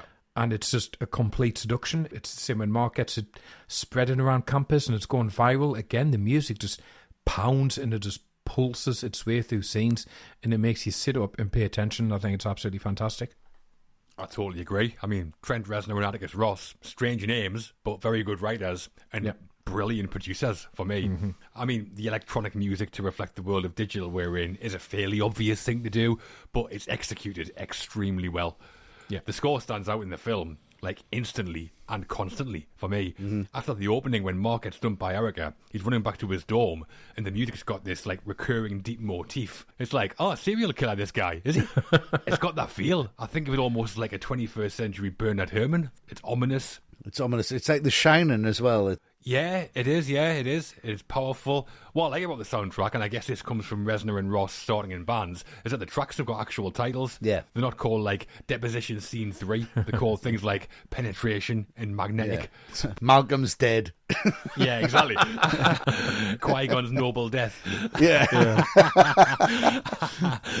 But yeah, like I said before, Fincher doesn't just direct what's on the page, and then Reznor and Ross don't just write what's on the screen. It's so artistic, but not remotely pretentious. In terms of its importance to the storytelling, it's essential. One of the best scores this century, for me. Yeah. I mean, I totally agree. I love Nine Inch Nails. I thought they'd be right up your street, yeah. Downward Spiral is one of my favourite albums ever made. He's just got such a handle on this real depth and this industrial sound that he brings to this, but he also brings something to it that's so soft, and I think Atticus Ross has a lot to do with that. But to me, this is really about the synthesizer using that computer sound. It's against lies and truth, ambition versus loyalty. And what we get a lot of the time in soundtracks, we get a piano, right, and then you'll get a cello.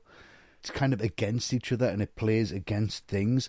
But it's just the way that he relates that, and it's very Fincher-esque. And for this to be his first foray into this whole soundtrack, I think it's very Nine Inch Nails, but it's not. It's very accessible. It's very exciting. It's very, very good, and there's always the two sides to everything. If Trent Reznor did it by himself, I don't think it would have been as good. I think he needs Atticus Ross to go, Yeah. I'm the piano, you're the metal, and I'm the rose. Yin and yang. Yeah, this yin and yang, this kind of black and white to it, this light and dark, this chiaroscuro that always just works with the soundtrack. And this week I put it on, and I've listened to it driving to and from work, and going to like the supermarket and coming back, and I'm like, I get everything done a lot quicker, and I feel a little bit better about it, and I don't quite know why. And I think that's the whole point. It just really reinforces the whole narrative of the film. But it's a wonderful thing. Well, Reznor had worked as music producer on Natural Born Killers and Lost Highway, and he'd also written a score for 1 Hour Photo, but that got rejected by the studio.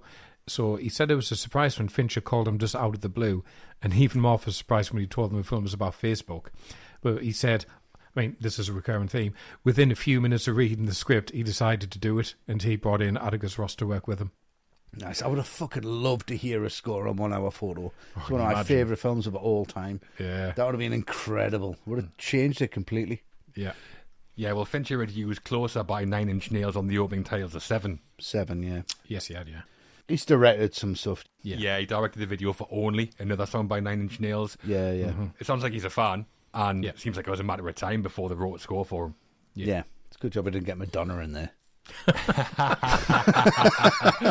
That would have been a bit different. Yeah, I did Vogue. Do you fancy doing the soundtrack for a social network? Nah, that's right. So the music that plays over the opening titles is called Hand Covers Bruise.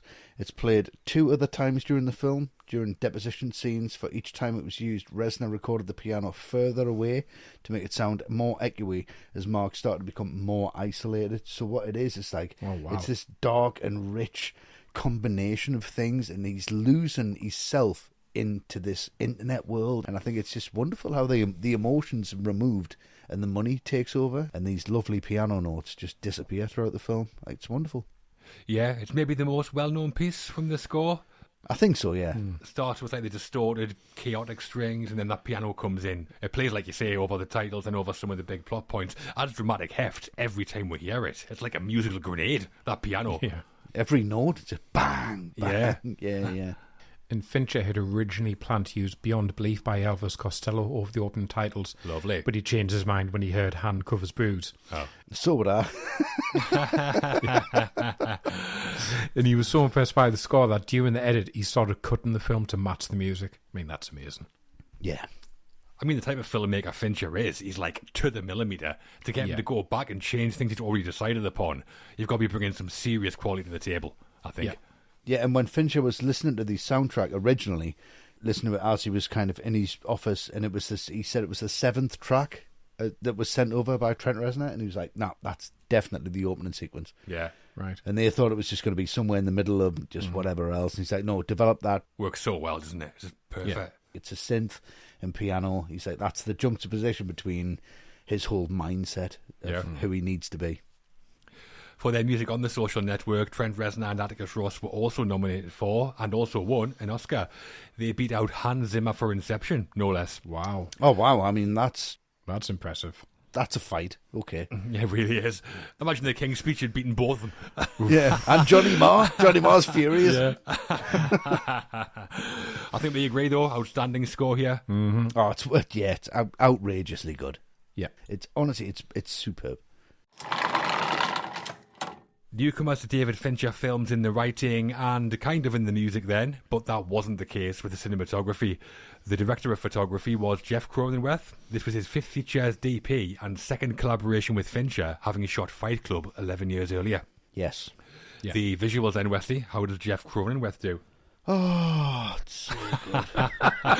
Wesley's just frozen. I was froze in. Do you know how rich this is? How dark it is? It's just like caramel.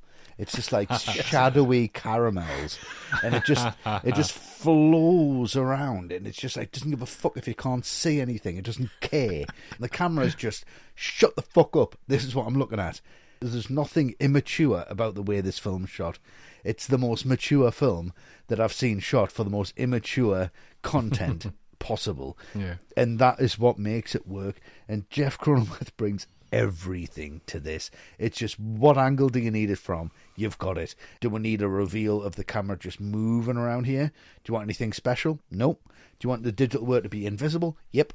I just want you to just fucking go in there and create something that's so palatable that for anyone to watch it go, this looks like I'm sprinting through a fucking art gallery. It like you're sprinting through the Louvre and you're just looking at stuff left and right at midnight before anyone catches you. It's so dark, it's so rich, it's so beautiful. I don't think it could look any better.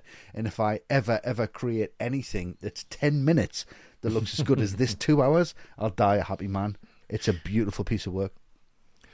It absolutely is. I think one of Fincher's trademarks for me is like that kind of ultra precision in how his films tend to look. He knows exactly where the shadows need to be. Yeah. But Cronenweth knows that Fincher knows. Like, it's already there, and Fincher's walking up with it. That's one thing I don't have to worry about. Yeah. I guess he must have known he could do that, having worked with him before, so he's kind of brought him back for that reason. But I always think there's a bit of a Stanley Kubrick kind of influence in his visuals in that way. And what Fincher and Cronenweth do here, with what they have to work with, I think is fantastic. I mean, Harvard's a really old college. It's been around since 1636 or 1638, according to the Phoenix Club, and they lean into it. There's so much texture and depth in the Harvard scenes. Yeah, it feels really modern. In fact, I think it has a kind of near-future feel to it. Yeah. They find cinematic visuals where most couldn't, I think. The moment that we mentioned before where Eduardo freezes the account, that shot when he walks into the bank, he's in the distance out of focus, then in focus as he gets closer. But there's no focus pull, I don't think. He walks into focus. I love that shot. Yeah. And the deposition scenes, there must be 20 different camera angles in that room. Yeah. And those kind of vivid, striking images are on the screen all the way through the film. I saw an interview with Fincher where he said there was no setup that took them more than 20 minutes to light, which I couldn't believe, because that's not how it looks. No. It's all so exact that I imagine setups taking like hours. And then, no, do it again. See, to me, that the reason I really love this is because of the simplicity of it. It does seem like there's just one light on a character, or maybe one light and then a little bit of kicker in the background. Yeah. They're trying to make it look stylized without it being stylized, whereas Fight Club did that, but I would imagine that took longer. Yeah. This feels like I don't have any anxiety watching it, thinking about the setups. It's so well shot.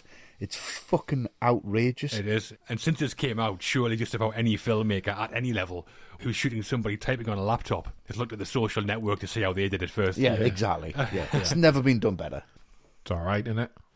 Not bad. Can get away with Shit, too dark. No, I very much class this alongside how effective the music is, because again, on the page, it's not the most cinematic of ideas.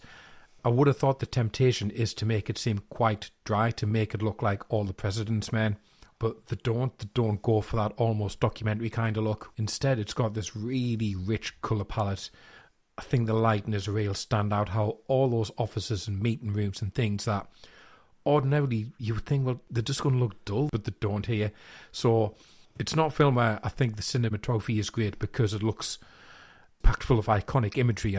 For me, it's great because, like the music, it's not what I expect a film of this topic, of this genre, to look like. It's constantly surprising. Yeah. And that's what I love about it. Yeah. Looks fantastic. So Fincher was already a champion of shooting on digital and had shot parts of Zodiac and The Curious Case of Benjamin Button that way. But this was the first time he shot a whole film digitally. Wow. Cronenweth said they used a Red One digital camera, which had a new chip that allowed for greater colour spectrum. So it was a little bit experimental for them. But I mean, I'm talking about 2010. I've used cameras that are miles better than this. Right. And the images are miles worse than this. Right. So it doesn't matter what camera you're using, it's just how good you are at creating that image. Yeah. I mean, he always seems to be using state-of-the-art technology. I think maybe that could play a part in how his films always have such a modern look to them. Yeah. I mean, Red did create the xenomorph. It's basically just an alien head as a camera. which is fucking great. It must cause a right headache for the camera crew, though. They must be like, can we not just use something we know how to use already, just once? No, it's an alien head. Put it on the tripod and shut the fuck up. There's 9 of them, by the way. As with the writer and composers on the film, Jeff Cronenweth was also Oscar nominated for The Social Network. He didn't win, though. You know who won Best Cinematography that year? Who did Inception, Westy? Was it Pfister? It was Pfister did Inception, but he didn't win. He did. It was Wally Pfister for Inception. Did he? Oh, okay. All right. But again, some brilliant work from Jeff Cronenweth here for us. Oh, yeah. It's incredible. Yeah, it's perfect for me. The end. The final act of The Social Network sees Fincher turning the screw and really ratcheting up the character drama. The climax, where we get resolutions to Mark's relationships with Eduardo and Sean, is coming, but first we're talking the big moments with Eduardo that lead up to that fallout. Yes. Yeah, heartbreakers. Yeah. So, having quit his New York internship on his first day, Eduardo finally decides to head to California, but it's kind of too late. First, Eduardo turns up in Palo Alto to find Sean living there rent-free, and then goes through a breakup of his own when Christy tries to burn his apartment down. Yep. Yeah. The walls around Eduardo are crumbling, Westy. They are. What do you make of it? Bong hit. That's what I make of it. Brilliant how that's just staged in the background. Yeah. It's never really addressed apart from Eduardo. Like, how old are they, Sean? I've read some things, and Sean's come back here, and the delivery from Timberlake is wonderful. You know how much I've read about you? Nothing. Yeah. Oh, I kind of hate him, but I kind of wish I could do that. You know what I mean? It's like, what a fucking dick move, but it is cool at the same time, because just as Mark walks in, and Mark's like, yeah, you're all right, yeah. And he knows the power shift and the power play is definitely there. And Fincher knows how to do that so well. But I feel so sorry for Eduardo here. And I think you're supposed to. But I think I'd be far more pissed off. Being stood there at the airport, he's supposed to pick us up.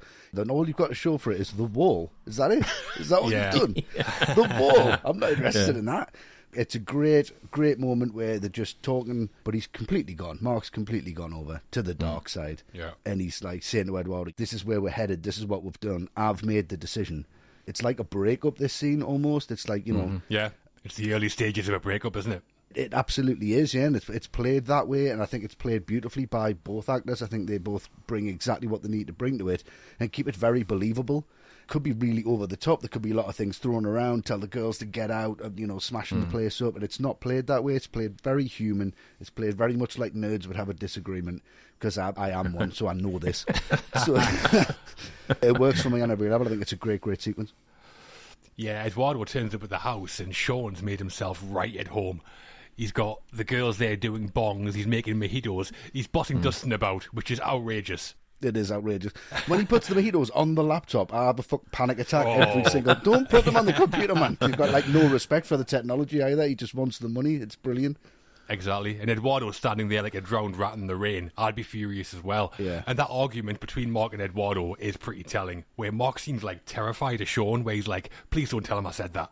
Yeah, with his little licorice whip or whatever it is. Yeah. Like, grow up, man. And when he says, I need my CFO, I think what he really needs is, I need my friend. Because deep down, he knows Sean isn't his friend. Yeah. I mean, knowing what's to come, I find it quite tough to watch, that argument. And yeah, Sean saying to Eduardo, know what I've read about you? Nothing. Throw that guy in the pool, Eduardo. Yeah. But it is great drama. Yeah, definitely. Yeah, I'm going to go from one breakup to another, which is Eduardo with Christy. Except this one's quite justified, though, isn't it? Well, yeah, it is a little bit. I mean, it obviously harks back to the early one with Mark and Erica, because, again, everything Eduardo does or says here is just completely the wrong thing. You know, Why does your status is single on your Facebook page? I mean, that's a question you don't have a good answer to, especially if you're like CFO of Facebook. Like, Yeah. What is the answer to that? And, again, when he just says, calm down, oh, don't say that to her. No. And then also telling her what a present is before she even opens it. Yeah. Like, to be fair, he is quite a rubbish boyfriend. I mean, jumping to attention as soon as Mark rings. I'm not quite sure about the writing of Christy at this point, because she's kind of gone from this, like, shallow groupie almost to now being like a borderline psycho stalker.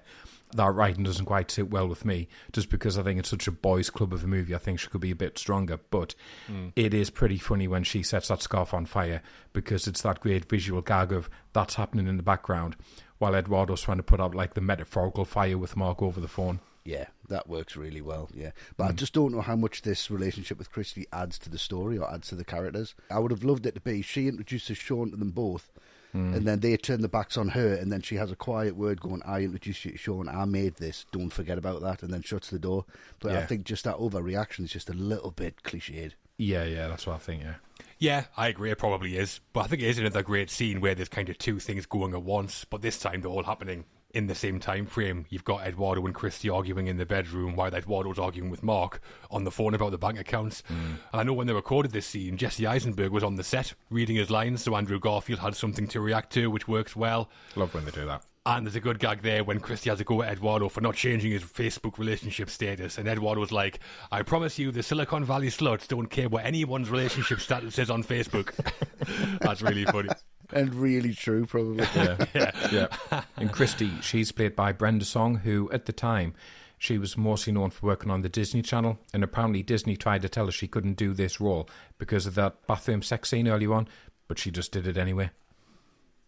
Yeah, I think you're right, Matt. I think the writing of Christy probably is a bit simplified, but I think Brenda Song is really good at playing that part. Oh, she is, yeah. She's really funny when she's like, do you know I said 47 texts? As if she's in the right. That's great. Yeah. And do you know who her partner is now in real life, Brenda Song? No. I don't. It's Macaulay Culkin. Oh, right, yeah. Wow, she's married to him now, isn't she? They've got a kid, I think, haven't they? Yeah, I think they have, yeah. Yeah, I think they have. good Yeah, for him. all right. Yeah, lovely.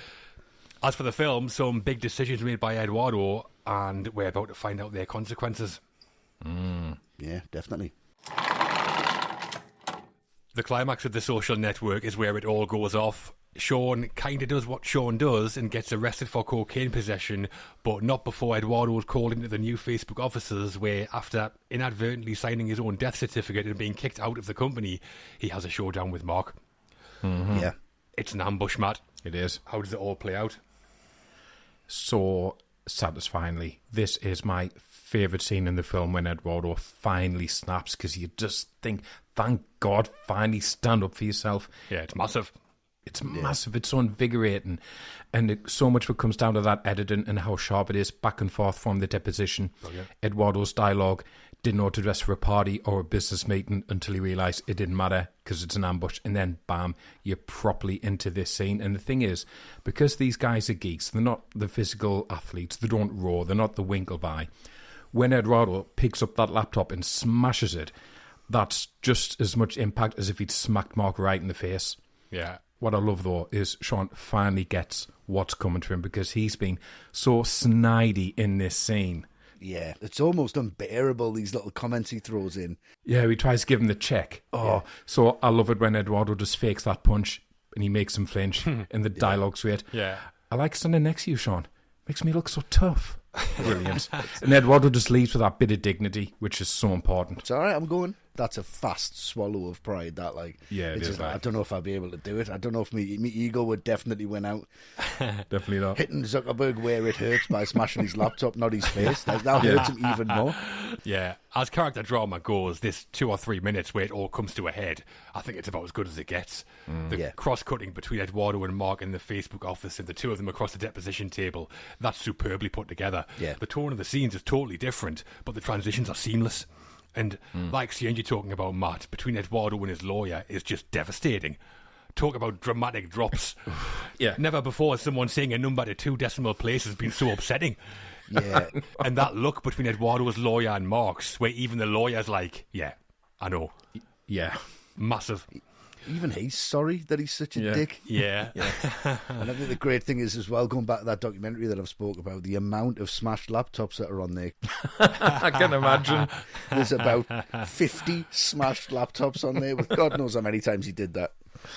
It was actually 40 takes of this argument between Eduardo and Mark. It was 40. 40. And Garfield said he was so exhausted, he was just sitting on the floor worried about how many more he could manage. Apparently Fincher picked him up, shook his hand and said, "Moving on." Oh, perfect. Yeah. I think it's one of the best argument scenes in any film I've seen. Yeah. The moment that Eduardo comes through the doors and starts pacing towards Mark, That tracking shot. no one's looking away at that point. Yeah. And Garfield's brilliant. In equal measure, I get that Eduardo's raging with anger, but also he's massively hurt, and it's really sad for me. It's the delivery where as he's walking, it says Mark twice. Yeah. Mark, then it's Mark. It's like he realises what's Like happening. John Doe in Seven. Detective! Tape on his fingers. No, it's printer ink. The way they get rid of Eduardo by creating new shares to dilute his overall ownership is how it happened in real life.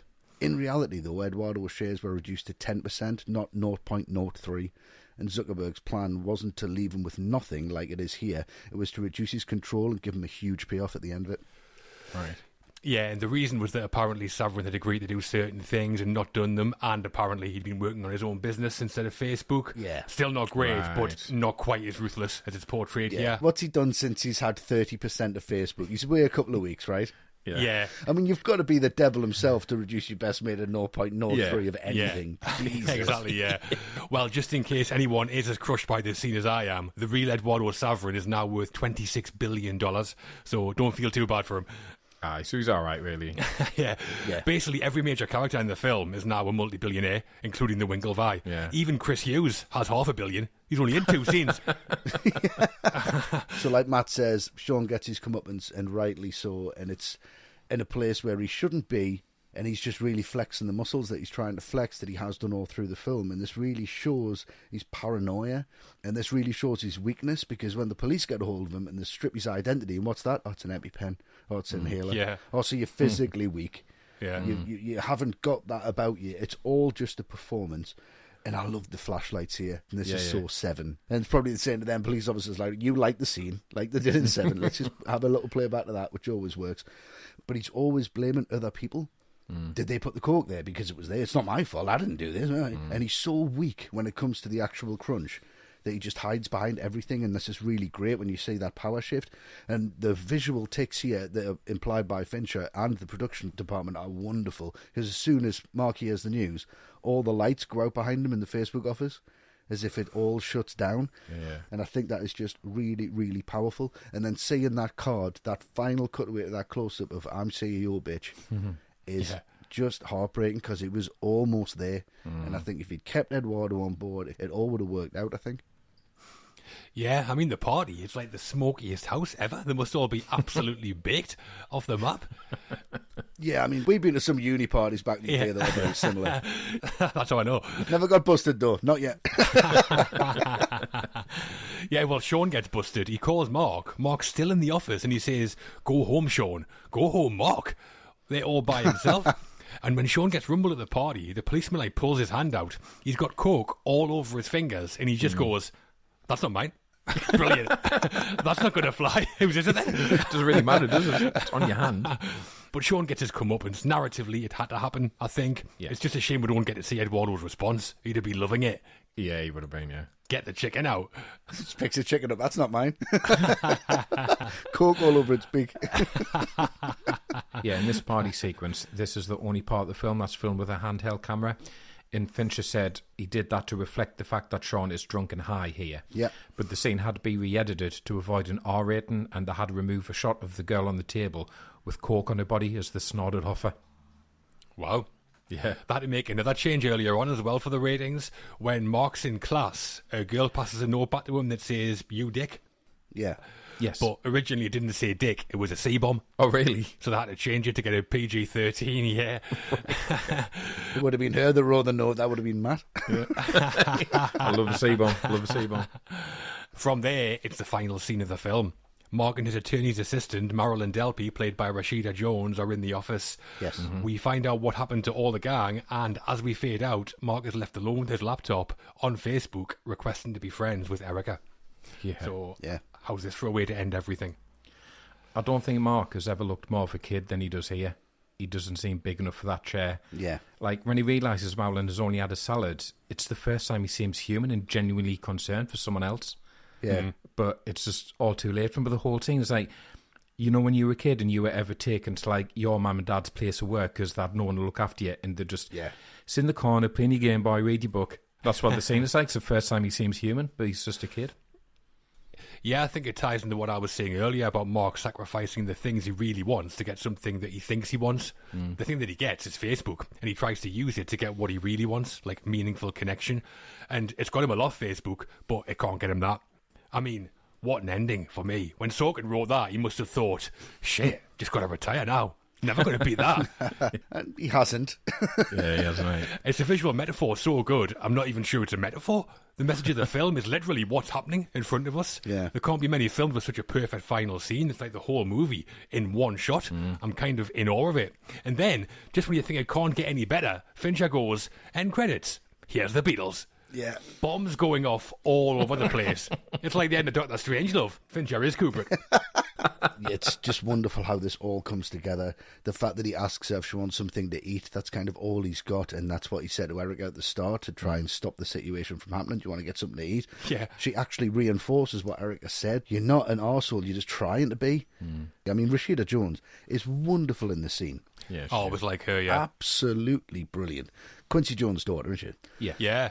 Baby, You're a Rich Man, like you said, John, is by the Beatles, but I believe that song's about being emotionally rich, and I think that is lost on a lot of people because that's why he's put that in at the end.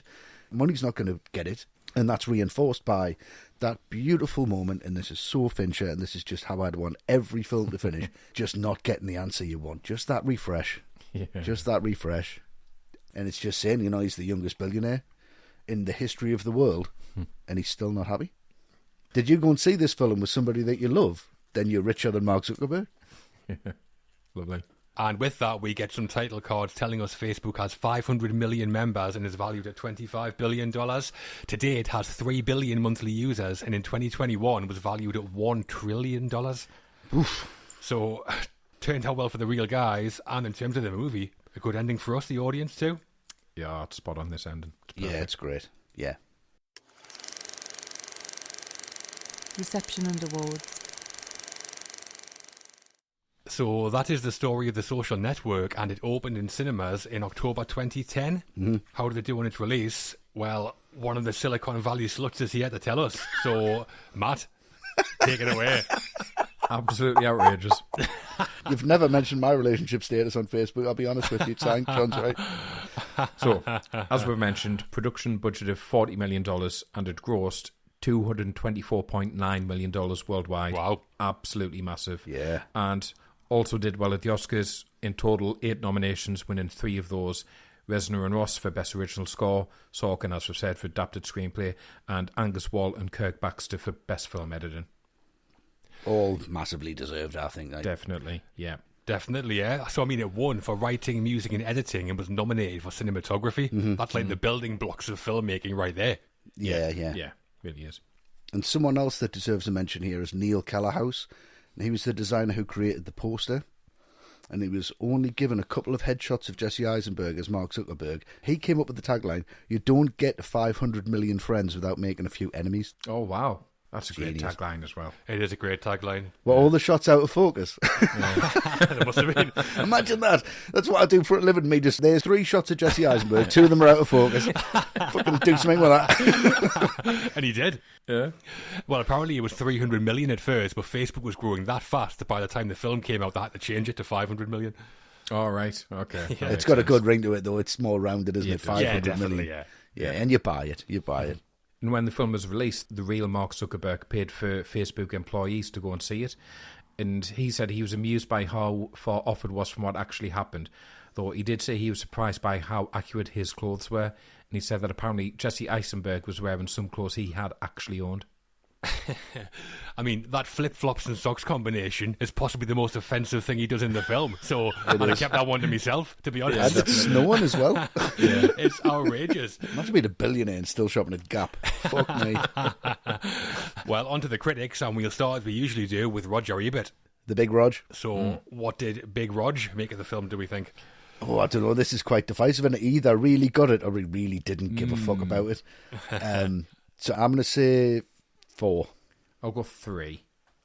It was a whopping 4 stars out of 4 from Rog. Nice. Yeah. Loved it. And he said, Fincher's film has the rare quality of being not only as smart as its brilliant hero, but in the same way.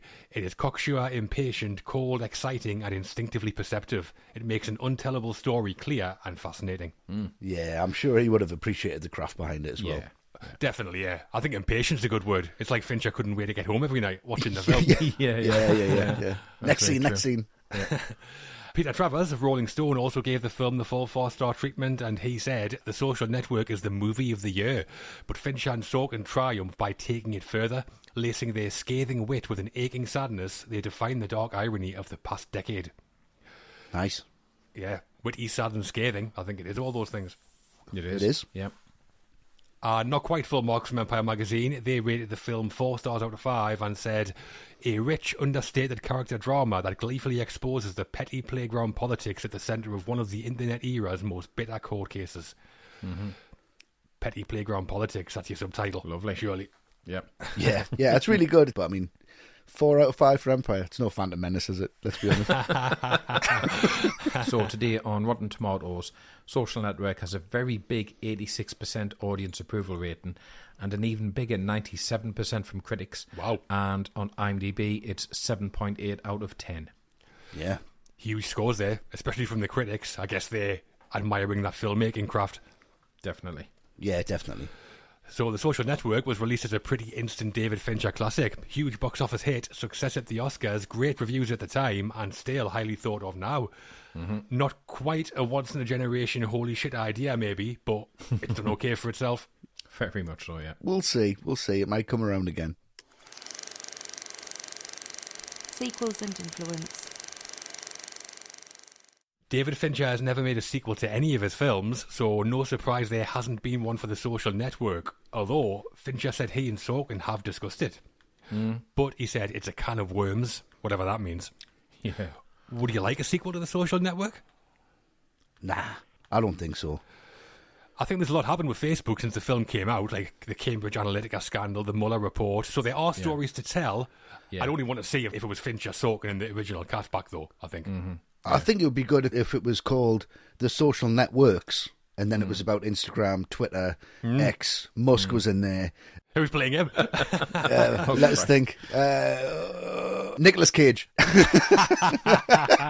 Nicolas Cage would be good. He's got the hairline. I think that would work. I'd enjoy that. Well, at this point in our episodes, we usually talk about the legacy and influence of the film in question, but I'm going to hand over to one of our patrons, Dane Johosi, as he has a great question in that vein. Hello, Dane. Hello, Dane. Dane says, hey fellas, wanted to thank you for the good work as always. Thank you for that, Oh, Dane. that's very nice. Oh, thanks, Dane. With social media at the core of this film, I wanted to ask a general question. Do you believe that the rise of social media has had a positive or negative effect on filmmaking and the nature of films in general over the past 10 to 15 years? Check out the big brain on Dane. That's a great question. That's the kind of worms you were talking about. It is, yeah. What do you think, Matt? The influence of social media, or specifically this film, if you like, on the film industry?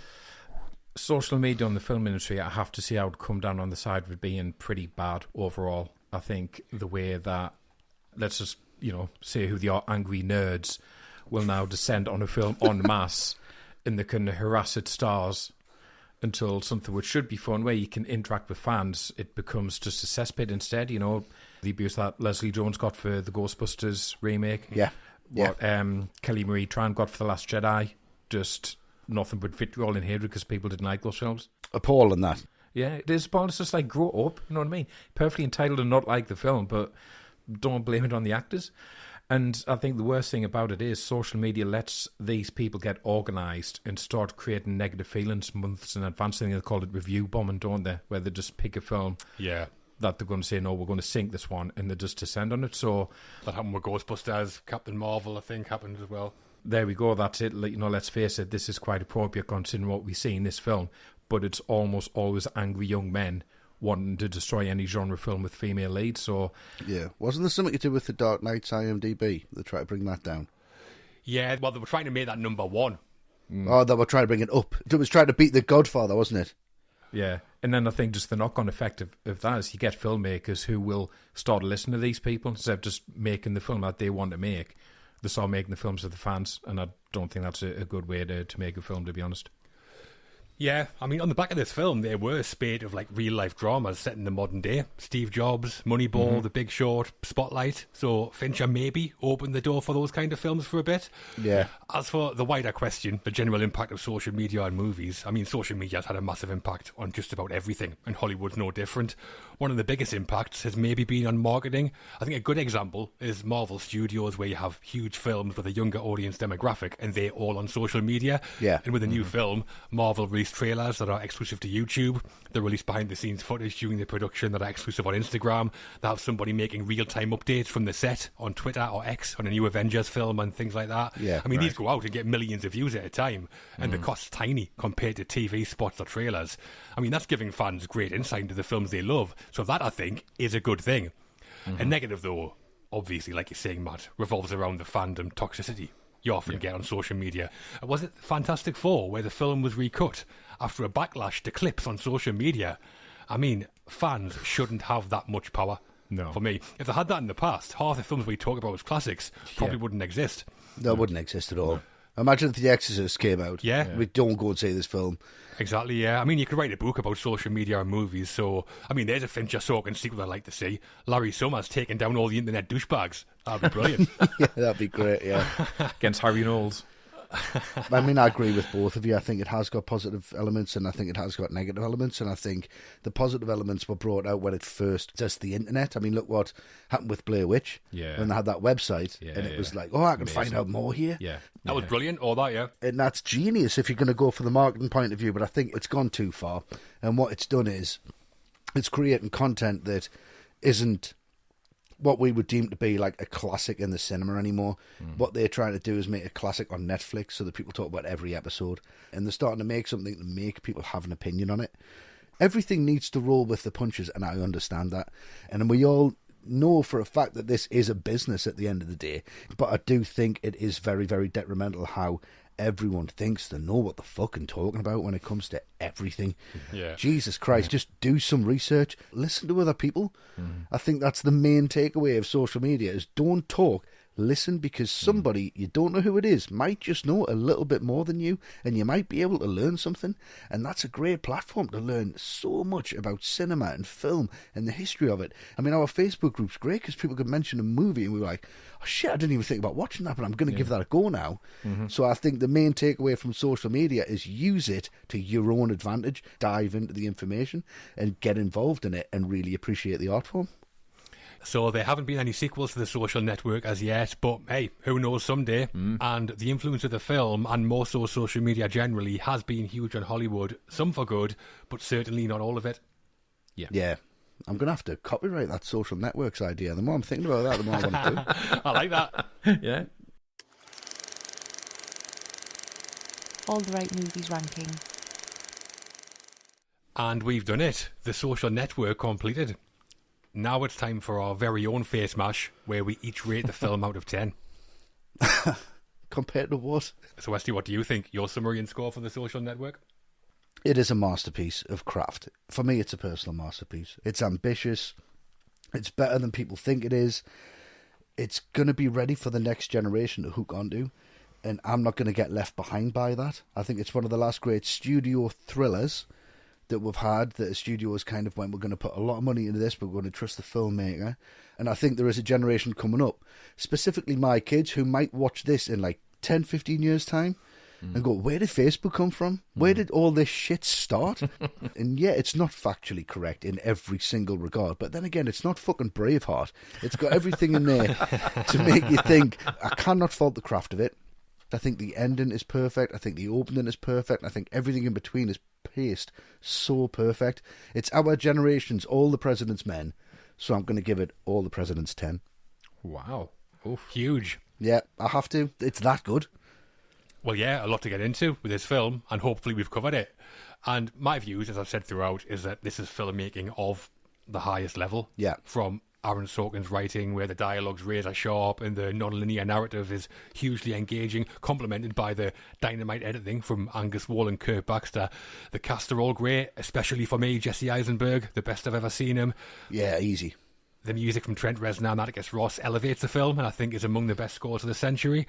And the guy with the overall vision, pulling it all together, is David Fincher. Yeah. I mean, this is just a master filmmaker at work for me. Easy. What could have been a dry subject matter, he turns into like a dramatic thrill ride to me. It moves like a rocket. The dramatic moments go off like bombs, and it's slick, it's cool, it's sexy as hell. It's a far better film about the building of a website than anybody has any business making. Yeah, there's no right for it to be this good. No way. No way. Definitely not. Combined with the fact I have an interest in the subject matter, that makes me love the film. A contender for my favourite film of the 21st century, and I'm wired in. It's 10 out of 10 for me as well. Nice. If you'd got 9.5 there, I would have lost my shit. I'm marching in, smashing your laptop up. John! And Matt, finish us off then. Your summary and score. No pressure, bro. I mean, Fincher here, he really does elevate something that on the surface should be so dry, should be so straightforward, into something really slick, hugely entertaining. And the fact that all the films that have come after this that are obviously influenced by, so the Steve Jobs film, Blackberry from a couple of years ago, Big Short even, they're good. So yeah, I don't think they stand up like this one does, which pays tribute to this. And it really is a film of career best performances from pretty much everyone involved. Mm-hmm. But at the same time, that slickness, it kind of disguises the fact that is this much more than your kind of courtroom drama with a very shiny coat of paint. Like, it does touch on ethics and betrayal and class and privilege. It just doesn't quite get under the skin enough for me. And when it takes so many liberties with the truth, I just end up feeling a little bit of unsure of, therefore, what is the point of this? Like, what is the story you tell me if it's not the actual story that's right, so prevalent today? Yeah. So, and there's no right or wrong answer with historical accuracy in films. I think it's just a case-by-case basis. In this one, just doesn't sit quite right with me. So, very much enjoy it. It's just got a little bit of hollowness at the centre, so I can only give it a 9. That's fair enough. I see where you're coming from. Yeah. Well, we also put this out there to our Twitter or X followers to get their thoughts. Okay. No comments from Mark Zuckerberg's nemesis Elon Musk, unfortunately, though he does follow us, which is a bit weird. Yeah. He does. Does he? Oh, that's weird. Now, the feedback was generally positive, but there was some negativity as well. So, in the interest of balance, I've got 2 positive, 2 negative comments. Okay, that makes sense. So, ART at YesIRap1 said, one of the best edited movies of the 2010s with probably my favourite ending of Fincher films outside Fight Club. Peak Andrew Garfield. Mm-hmm. Fincher does know how to drop a needle at the end of a film. He does. It's the Pixies at the end of Fight Club, isn't it? It is, yeah. I think 7's better than Fight Club. I mean, come on. So, ART did like it. However, James Link at RPGuy16 said, 4, a very linear and unimaginative biopic. It's one of the most imaginative films I've ever seen about a fucking website. Like, Yeah. you try and do it, bro. Yeah. It's impossible. And it's not a biopic. Yeah, I want to say it's biopic, yeah. It's not any of those things. Back to the positivity, and one of our patrons, Troy Gilbert, said, everything about this movie is perfect. The acting, directing, writing, cinematography, special effects, the music alone is a gift. Flawless film. I can watch it anytime, anywhere, background or foreground. Nice. Films in the background. Is this you, Wesley? That's me, yeah. I'm going to take that. The music is a gift. That's a nice line. I'm taking that. The cinematography is a fucking gift. Yes. And another one of our patrons, Christine Ugilt, said, I recognise that it's a very well-made film. I just found zero connection with any of the characters or the subject matter, so I can't give it more than 6 out of 10. Oh, it's a real heartbreaker, that, when you recognise the genius of it, though, Yeah. but you can't actually connect to it. Like, I've had that with certain films where I can see how good it is, but it's just not resonating. And that's a really brave thing to say, to be fair. I mean, you could... It is, yeah. Yeah, that's fair enough from Christine. If the subjective parts don't land with you, it doesn't matter how well put together it is, really. Just watch it again, Christine. Watch it again. So, positive leaning but mixed opinions from our followers and patrons, and altogether they rated the film as, what do you think out of 10? It's going to be a 9, isn't it? Yeah, I'd go 9. It's pretty popular. It was 8 out of 10. Oh, 8, was it? Wow, okay. Yeah. So, in total, that gives The Social Network how much out of 40? Well, we are 29. 37? Hang on, I'm just checking your math on that. Yes, I got the same thing. I got the same thing. 37 out of 40 for The Social Network. And that's us done on The Social Network. Hopefully it hasn't made you want to burn down your bedroom. Nope. Or someone else's. Yeah. But next time out, Luke, Westy and Matt are getting their leather boots and trunks out as they talk Darren Aronofsky, Mickey Rourke, and The Wrestler. Yeah. We are. First Aronofsky we've covered, I believe. It is. Which is a surprise. It's taken us a while to get to him, but definitely deserves the attention. It definitely does. I can't think of another one to introduce Aronofsky, to be honest. I'm not going to do Pio. Rather The Wrestler than Noah. That's for sure. No, but I am looking forward to it. It's a great turn for Mickey Rourke. It's a great film. I'm looking forward to talking about that one, yeah. Well, in the meantime, to find out more about becoming a patron, supporting what we do, and accessing our archive and bonus episodes, please visit patreon.com/alltherightmovies or click the subscribe link on Apple Podcasts. Socially, you can keep up with All the Right Movies on Twitter or X, where we are at ATRightMovies. We post threads on there that tell the stories behind classic films. Everything we post has been said by somebody involved in the production or comes from 3 separate sources, which is the same as on our podcast, so check that out. You can find us on YouTube at youtube.com/alltherightmovies. On Instagram and Threads, we are at all_the_right_movies. On Blue Sky, we are at alltherightmovies.com. After this, you have to join our Facebook group, surely. Oh, Yes, surely. definitely, yeah. If this episode hasn't made you delete your account, that is. Yeah, we've got 500 million followers on there. And a few enemies. No $600 million lawsuits in there, just lots of friendly movie chat. Yes. Invite people too, the more the merrier. Yeah, exactly. And our website, full of great features, is alltherightmovies.com. Yeah. We're all off now to see if anybody wants to buy alltherightmovies.com for $1 trillion. Or the nearest offer. Not greedy. We'll take that. And then just call it All Right Movies. We'll drop the cleaner. Cleaner. Yeah, Matt's cleaner. We'll come back for The Wrestler, and as always, thanks for listening, everyone. Thanks for we've even had part of your attention. You know, the minimum amount. Good luck with your video game.